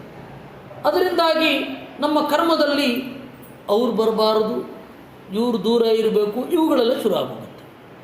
ಅದರಿಂದಾಗಿ ನಾವೇನು ಮಾಡ್ತೇವೆ, ಜ್ಞಾನವನ್ನು ಪಡೆಯುವ ಮಾರ್ಗದಲ್ಲಿ ವಂಚಿತರಾಗ್ತೇವೆ. ಮನಸ್ಸು ಶುದ್ಧ ಆಗಿರೋಲ್ಲ, ಆ ವ್ಯಕ್ತಿಯ ದೋಷವನ್ನು ಚಿಂತನೆ ಮಾಡೋದಾಗ್ಬಿಡುತ್ತೆ. ನಾನು ಮೊದಲು ತೀರ್ಥ ತಗೊಳ್ಬೇಕು, ಆಮೇಲೆ ಅವರು, ಇದೆಲ್ಲ ಭ್ರಮೆಗಳೇ. ಅದು ಯಾವತ್ತಿಗೂ ಒಳ್ಳೆಯದಲ್ಲ. ದೇವರು ತೀರ್ಥ ಏನು ಒಂದು ಸರ್ತಿ ಕೊಟ್ಟರೆ ಮುಗೀತು. ಅದು ಕೊಡ್ತಾ ಇದ್ದಾಗೇನೆ ಪ್ಯೂರಿಟಿ ಕಡಿಮೆ ಆಗಲಿಕ್ಕೆ ಅದೇನದು. ಅದರಿಂದಾಗಿ ಆ ಎಲ್ಲ ಭ್ರಮೆಗಳನ್ನು ಬಿಡಬೇಕು. ಚಿತ್ತಶಮ ಅಂತ ಅನ್ನೋದಿರಬೇಕು ಅಂತ ಹೇಳ್ತಾರೆ ಇಲ್ಲಿ. ಚಿತ್ತಸ್ಯೋಪಶಮೋ ಯೋ ವೈ ದರ್ಶಿತ ಶಾಸ್ತ್ರಚಕ್ಷುಷಾ ಕವಿಭಿಃ ಸುಗಮೋ ಮಾರ್ಗ ಧರ್ಮಶ್ಚ ಆತ್ಮಮುದಾವಹ. ಧರ್ಮ ಅನ್ನೋದು ನಮ್ಮ ಮನಸ್ಸನ್ನು ಅರಳಿಸಬೇಕೇ ವಿನಃ ಕೆರಳಿಸಬಾರದು ಅಂತ. ನಾವು ಮಾಡುವ ಯಾವುದೇ ಕ್ರಿಯೆ ನಮ್ಮನ್ನು ಕೆರಳಿಸಬಾರದು. ಪೂಜೆ ಕೂತಾಗ ನೋಡಬೇಕು, ಏನು ಸಿಟ್ಟು, ಅಯ್ಯೋಯ್ಯೋ ರಾಮ, ಯಾರು ಏನು ಮಾಡ್ತಾರೆ ಅಂತಾನೆ ಆ ತಪ್ಪೇ ನೋಡೋದು ನಾವು. ಅದ್ರ ಬದಲು ಪೂಜೆ ಮಾಡದೇ ಇರೋದು ಎಷ್ಟೋ ಉತ್ತಮ. ನೀವು ಪೂಜೆ ಮಾಡಿ ಸಿಟ್ಟು ಮಾಡಿಕೊಳ್ಳೋದಕ್ಕಿಂತ, ಉಳಿದವರ ಮೇಲೆ ರೇಗೋದಕ್ಕಿಂತ, ಸಿಟ್ಟು ಮಾಡಿಕೊಳ್ಳೋದಕ್ಕಿಂತ ಅದನ್ನು ಮಾಡಿಕೊಳ್ಳದೇ ಇರೋದು ಅತ್ಯಂತ ಉತ್ತಮ. ಇಂದ್ರಿಯ ನಿಗ್ರಹ, ಮನಸ್ಸಂಯಮ ನಮ್ಮ ಮನಸ್ಸಿನ ತೃಪ್ತಿಯನ್ನೇ ಹೇಳ್ತಾ ಇರೋದೇ ವಿನಃ ಬೇರೆ ಅಲ್ಲ. ಅದರಿಂದಾಗಿ ಹೇಳಿದ್ದು ಆತ್ಮ ಧರ್ಮಶ್ಚ ಆತ್ಮಮುದಾವಹ ಅಯಂ ಸ್ವಸ್ಥಯನ ಪಂಥಾ ದ್ವಿಜಾತಿರ್ಗೃಹಮೇಧಿನಃ ಯಶ್ರದ್ಧಯಾಪ್ತವಿತ್ಯೇನ ಶುಕ್ಲೇ ನಿಜ್ಯೇತ ಪೂರುಷಃ. ಗೃಹಸ್ಥನಾದವ ಯಾವುದೇ ಅನ್ಯಾಯದ ಕೆಲಸಗಳನ್ನು ಮಾಡದೆ ನ್ಯಾಯವಾದ ಕೆಲಸಗಳನ್ನು ಮಾಡಿ ಬಂದ ದುಡ್ಡಿನಲ್ಲಿ ದೇವರ ಪೂಜೆ ಮಾಡೋದು ಸರಿಯಾದ ದಾರಿ. ವಿತ್ತೈಷಣಾಂ ಯಜ್ಞದಾನೈ ಗೃಹೈರ್ದಾರಸುತೈಷಣಾಂ ಆತ್ಮಲೋಕೈಷಣಾಮೇವಂ ಕಾಲೇನ ವಿಸೃಜೇದ್ಬುಧಃ. 3 ತರಹದ ಬಯಕೆಗಳು ನಮ್ಮನ್ನು ಕಾಡುವಂಥದ್ದು. ಒಂದು ಹಣ ಮಾಡುವ ಬಯಕೆ, ಅದನ್ನು ವಿತ್ತೈಷಣ ಅಂತ ಕರೀತಾರೆ. ಎರಡನೆಯದ್ದು ಲೋಕೈಷಣ, ಈ ಲೋಕದಲ್ಲಿ ಒಳ್ಳೆ ಪ್ರತಿಷ್ಠೆ ಇರಬೇಕು, ಎಲ್ಲರೂ ಕೂಡ ನನ್ನನ್ನು ನೋಡಿ ಆಹಾ ಬದುಕಿದ್ರೆ ಹೀಗೆ ಬದುಕಬೇಕು ಅಂತ ಅನ್ನಬೇಕು, ಆ ತರಹ ಬದುಕಬೇಕು ಅಂತ ಬಯಕೆ ಎಲ್ಲರಿಗೂ ಇರುತ್ತೆ. ಆಮೇಲೆ ಸತ್ತ ಮೇಲೆ ಒಳ್ಳೆ ಲೋಕವೂ ಸಿಗಬೇಕು ಅಂತ, ಅದು ಎರಡೆರಡು ನಮ್ಮನ್ನು ಆಚೆ ಈಚೆ ಎಳಿತಾ ಇರುತ್ತೆ. ಇದು ಲೋಕೈಷಣ. ಆಮೇಲೆ ಸುತೈಷಣ, ಕಾಮ. ನಮಗೆ ಒಬ್ಬ ಹುಡುಗಿಯನ್ನು ನೋಡಿ ಮನಸ್ಸಾಗೋದು ಮೂಲಭೂತವಾಗಿ ಸೃಷ್ಟಿ ಮಾಡುವ ಬಯಕೆ ವಿನಃ ಅವಳ ಮೇಲಿನ ಮೈಯ ಬಯಕೆ ಅಲ್ಲ. ಮೂಲಭೂತವಾಗಿ ಸೃಷ್ಟಿ ಮಾಡುವ ಬಯಕೆ ಏನಿದೆ ಅದು. ಆ ಸೃಷ್ಟಿ ಮಾಡುವ ಬಯಕೆ ಯಾಕಿರುತ್ತೆ? ನಾನಿರೋಲ್ಲ, ನನ್ನ ಪ್ರತಿನಿಧಿಯಾಗಿ ಒಂದು ಇರಲಿ ಎನ್ನುವ ಬಯಕೆ. ಅದನ್ನು ಸುತೈಷಣ ಅಂತ ಕರೆಯೋದು. ಅದನ್ನು ಇಲ್ಲಿ ಕಾಮ ಅಂತ ನಾವು ಅಂದುಕೊಳ್ಳೋದು. ವಸ್ತುತಃ ಹುಡುಗಿ ಚಂದದ ಹುಡುಗನನ್ನು ನೋಡುವಾಗ, ಹುಡುಗ ಚಂದದ ಹುಡುಗಿಯನ್ನು ನೋಡುವಾಗ ಅಲ್ಲಿ ಪ್ರಜ್ವಲಿಸೋದು ಸೃಷ್ಟಿಯ ಬಯಕೆ. ಹೀಗಾಗಿ ಈ ಮೂರು ಬಯಕೆಗಳನ್ನು ಕೌಂಟರ್ ಅಟ್ಯಾಕ್ ಮಾಡೋದು ಹೇಗೆ? ಗೃಹಸ್ಥನಾದವನಿಗೆ ಆಗತ್ತೆ. ಯಾರಿಗೆ ಅಪೂರ್ಣತೆ ಅಂತ ಇರಲ್ಲ, ನಾನು ಅಪೂರ್ಣ ಅಂತ ಅನಿಸೋಲ್ಲ, ಮದುವೆ ಆಗೋ ಅಗತ್ಯ ಇಲ್ಲ. ಯಾರಿಗೆ ನಾನು ಅಪೂರ್ಣನಿದ್ದೇನೆ ಅಂತ ಅನಿಸುತ್ತೆ ಅವನು ಮದುವೆ ಆಗಬೇಕು ಅಷ್ಟೇ. ಅಯ್ಯೋ ಮದುವೆ ಮಂತ್ರ ವೇಸ್ಟ್ ಆಗೋಗುತ್ತಲ್ಲ ಅಂತ ಮದುವೆ ಆಗಲಿಕ್ಕೆ ಹೋಗಬಾರ್ದು. ನಾನು ಊಟ ಮಾಡದೆ ಹೋದರೆ ಮಾರಾಯರೆ ಊಟದ ಮಂತ್ರ ವೇಸ್ಟ್ ಆಗಲ್ವಾ? ಅದಕ್ಕಾಗಿ ಪರಿಷೇಕದ ಮಂತ್ರ ವೇಸ್ಟ್ ಆಗಬಾರ್ದು, ನಾನು ಊಟ ಮಾಡ್ತಾ ಇರೋದು ಅಂತ ಯಾವತ್ತಿಗೂ ಅನ್ನಬೇಡಿ. ಅದರ ಮಿತಿ ಇಷ್ಟೇ ಇರೋದು. ಅದನ್ನು ಹೆಂಗೆ ಗೆಲ್ಲಬೇಕು? ವಿತ್ತೈಷಣಾಂ ಯಜ್ಞದಾನೈ, ಯಜ್ಞ ಮಾಡೋದು ಮತ್ತು ದಾನ ಮಾಡುವ ಮೂಲಕ ವಿತ್ತೈಷಣ ಹಣದ ಬಯಕೆಯನ್ನು ಗೆಲ್ಲೋದು. ಇದರ ಮೂಲಕ ಹಣದ ಬಯಕೆಯನ್ನು ಗೆಲ್ಲುವ ಮೆಟ್ಟಿಲು ಇದು. ನಿಮಗೆ ದುಡ್ಡು ಮಾಡಬೇಕು ಅಂತಲೇ ಆಸೆ ಬರಲಿಲ್ಲ ಅಂದರೆ ಯಜ್ಞ ಮಾಡೋ ಅಗತ್ಯ ಇಲ್ಲ, ದಾನ ಮಾಡೋ ಅಗತ್ಯ ಇಲ್ಲ. ದುಡ್ಡು ಮಾಡೋ ಬಯಕೆ ಒಳಗಡೆ ಇದೆ, ಕಾಡ್ತಾ ಇದೆ, ಅದಕ್ಕಾಗಿ ಯಜ್ಞ ಮತ್ತು ದಾನ ಮಾಡು. ಹೀಗಾಗಿ ವಿತ್ತೈಷಣಾಂ ಯಜ್ಞದಾನೈ, ದೇವರ ಮುಂದೆ ಇದನ್ನು ಹೇಳ್ತಾ ಇರೋದು. ಗೃಹೈರ್ದಾರ ಸುತೈಷಣಾಂ, ಒಂದು ಮನೆ, ಆ ಮನೆಯಲ್ಲಿ ಅತಿಥಿಗಳಿಗೆ ಸತ್ಕಾರ, ಇವುಗಳನ್ನು ಮಾಡೋ ಮೂಲಕ ನಿಮ್ಮ ಕಾಮವನ್ನು ಅಟ್ಯಾಕ್ ಮಾಡಿ. ಇಲ್ಲ ಅಂದರೆ ಕಾಮ ತಾತ್ಕಾಲಿಕವಾಗಿ ನಮ್ಮನ್ನು ಕಾಡುತ್ತೆ, ಅದನ್ನು ತಾತ್ಕಾಲಿಕವಾಗಿ ಪೂರೈಸ್ಕೊಂಡು ಬಿಟ್ಬಿಟ್ರೆ ಅದು ಹೊಣೆಗೇಡಿತನ ಆಗುತ್ತೆ. ಅದರಿಂದಾಗಿ ನಿನಗೆ ಕಾಮ ಉಂಟೋ, ಒಂದು ಹೆಣ್ಣನ್ನು ವಿಧಿಬದ್ಧವಾಗಿ ಮದುವೆಯಾಗಿ ಅಲ್ಲಿ ಮಕ್ಕಳನ್ನು ಹುಟ್ಟಿಸಿ ಅತಿಥಿಗಳಿಗೆ ಸತ್ಕಾರ ಮಾಡಿ ಲೋಕದಲ್ಲಿ ಒಳ್ಳೆಯ ದಾರಿಯಲ್ಲಿ ನಡೆ. ಕಾಮವನ್ನು ಮನೆಯ ಮೂಲಕ ಗೆಲ್ಲು, ಹಣದ ಬಯಕೆಯನ್ನು ಯಜ್ಞ ದಾನದ ಮೂಲಕ ಗೆಲ್ಲು. ಆತ್ಮಲೋಕೈತಣಾಮೇವಾಂ ಕಾಲೇನ ವಿಸೃಜೇದ್ಬುಧ. ಆಮೇಲೆ ಈ ಲೋಕದಲ್ಲಿ ನಾನು ನನ್ನ ಗುರುತಿಸಬೇಕು ಎಲ್ಲರೂ ಅನ್ನುವ ಬಯಕೆಯನ್ನು ಶಾಂತವಾಗಿ ಬಿಟ್ಟು ಬಿಡು. ಆ ಕೀರ್ತಿ ಅದು ತಪ್ಪಲ್ಲ, ಕೀರ್ತಿಕಾಂಕ್ಷೆ ತಪ್ಪಲ್ಲ. ಯಾಕೆಂದರೆ ರಾಮ ಅದನ್ನು ಹೇಳ್ತಾನೆ, ಕೀರ್ತಿಕಾಂಕ್ಷೆ ಸರಿ, ಆದರೆ ಅದು ಕೆಟ್ಟ ದಾರಿಯಿಂದ ಬಂದಿರೋದು ಬೇಡ. ಉಗುರು ಬೆಳೆಸ್ಕೊಂಡೆ ಇಂಥ ನಾನ್ಸೆನ್ಸ್ ಅದು. ಉಗುರು ಬೆಳೆಸ್ಕೊಂಡೆ, ಹಲ್ಲಲ್ಲಿ ಕಚ್ಚಿಬಿಟ್ಟು ಗಾಡಿ ಎಳೆದೆ, ಯಾಕೆ ಬೇಕು ಇವೆಲ್ಲ? ಇದರಿಂದ ಕೀರ್ತಿ ಗಳಿಸೋದ ಯಾರಾದರೂ? ಒಳ್ಳೆಯ ಕೆಲಸಗಳಿಂದ ಕೀರ್ತಿ ಗಳಿಸಬೇಕು. ಉಲ್ಟಾ ಗಾಡಿ ಹೊಡೆದೆ, ರಿವರ್ಸ್ ಗೇರಲ್ಲಿ ಇಡೀ ಚಾಮುಂಡಿ ಬೆಟ್ಟ ಹತ್ತದೆ, ಏನು ಪ್ರಯೋಜನ?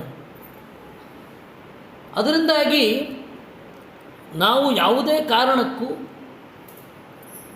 ಈ ಮೂರು ಮನುಷ್ಯನನ್ನು ಕಾಡುವ ಬಯಕೆ ಇದನ್ನು ದಾಟಬೇಕಾದ್ರೆ ಗೃಹಸ್ಥರಿಗೆ ಈ ಕೌಂಟರ್ ಅಟ್ಯಾಕನ್ನು ಮಾಡಿಕೊಳ್ಳೋದು ಗೊತ್ತಿರಬೇಕು. ಇದರ ಹಿನ್ನೆಲೆಯಲ್ಲಿ ನೀತಿ ಅಂತನ್ನೋದು ನಿರ್ಮಾಣ ಆಗಿರುತ್ತೆ ಅಂತ ಹೇಳ್ತಾ ಇದ್ದಾರೆ. ಈ ರೀತಿ ಈ ಕ್ಷಣವನ್ನು ಬಿಟ್ಟಾಗ ಕಾಡಿಗೆ ಹೋಗೋದು. ಮತ್ತೇನೇನು, ನಮ್ಮ ಒಳಗಡೆ ಎದ್ದನ್ನು ಕಾಣಲಿಕ್ಕೆ, ಹೊರಗಡೆ ಎದ್ದು ಕಂಡು ಸಾಕಾದ ಮೇಲೆ ಒಳಗಡೆ ಎದ್ದನ್ನು ಕಾಣಲಿಕ್ಕೆ ಒಳಗಡೆ ಹೋಗೋದು. ಅದೇ ವಾನಪ್ರಸ್ಥ ಅಂತನ್ನೋದು. ಗೃಹಸ್ಥನಿಗೆ ಸುಲಭ ಇದು ಅಂತ ಹೇಳ್ತಾ ಇದ್ದಾರೆ. ಇನ್ನೂ 3 ಶ್ಲೋಕ ಉಂಟು ವಸ್ತುತಃ. ಆಮೇಲೆ ಮುಂದೆ ಅದು ಮುಂದೆ ಒರೆಯುತ್ತೆ. ಅದನ್ನು ನಾವು ನಾಳೆ ನೋಡುವ. ಮತ್ತಿನ್ನೊಮ್ಮೆ ನಿಮಗೆಲ್ಲರಿಗೂ ಹೇಳ್ತೇನೆ, ಸುಂದರಕಾಂಡ ಬೆಂಗಳೂರಿಗೆ ಬಂದ ಮೇಲೆ ಶುರು ಮಾಡ್ತೇನೆ.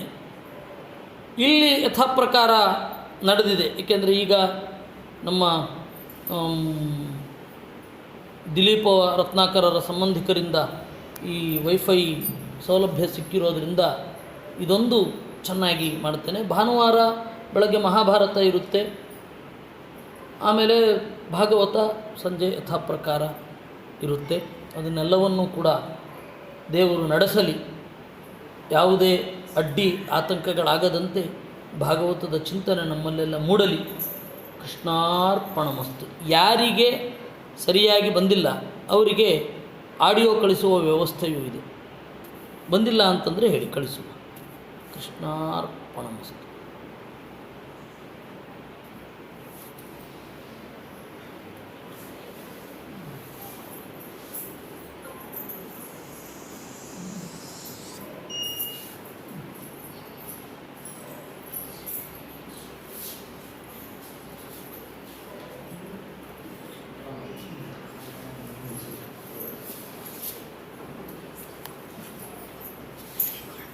ಇದು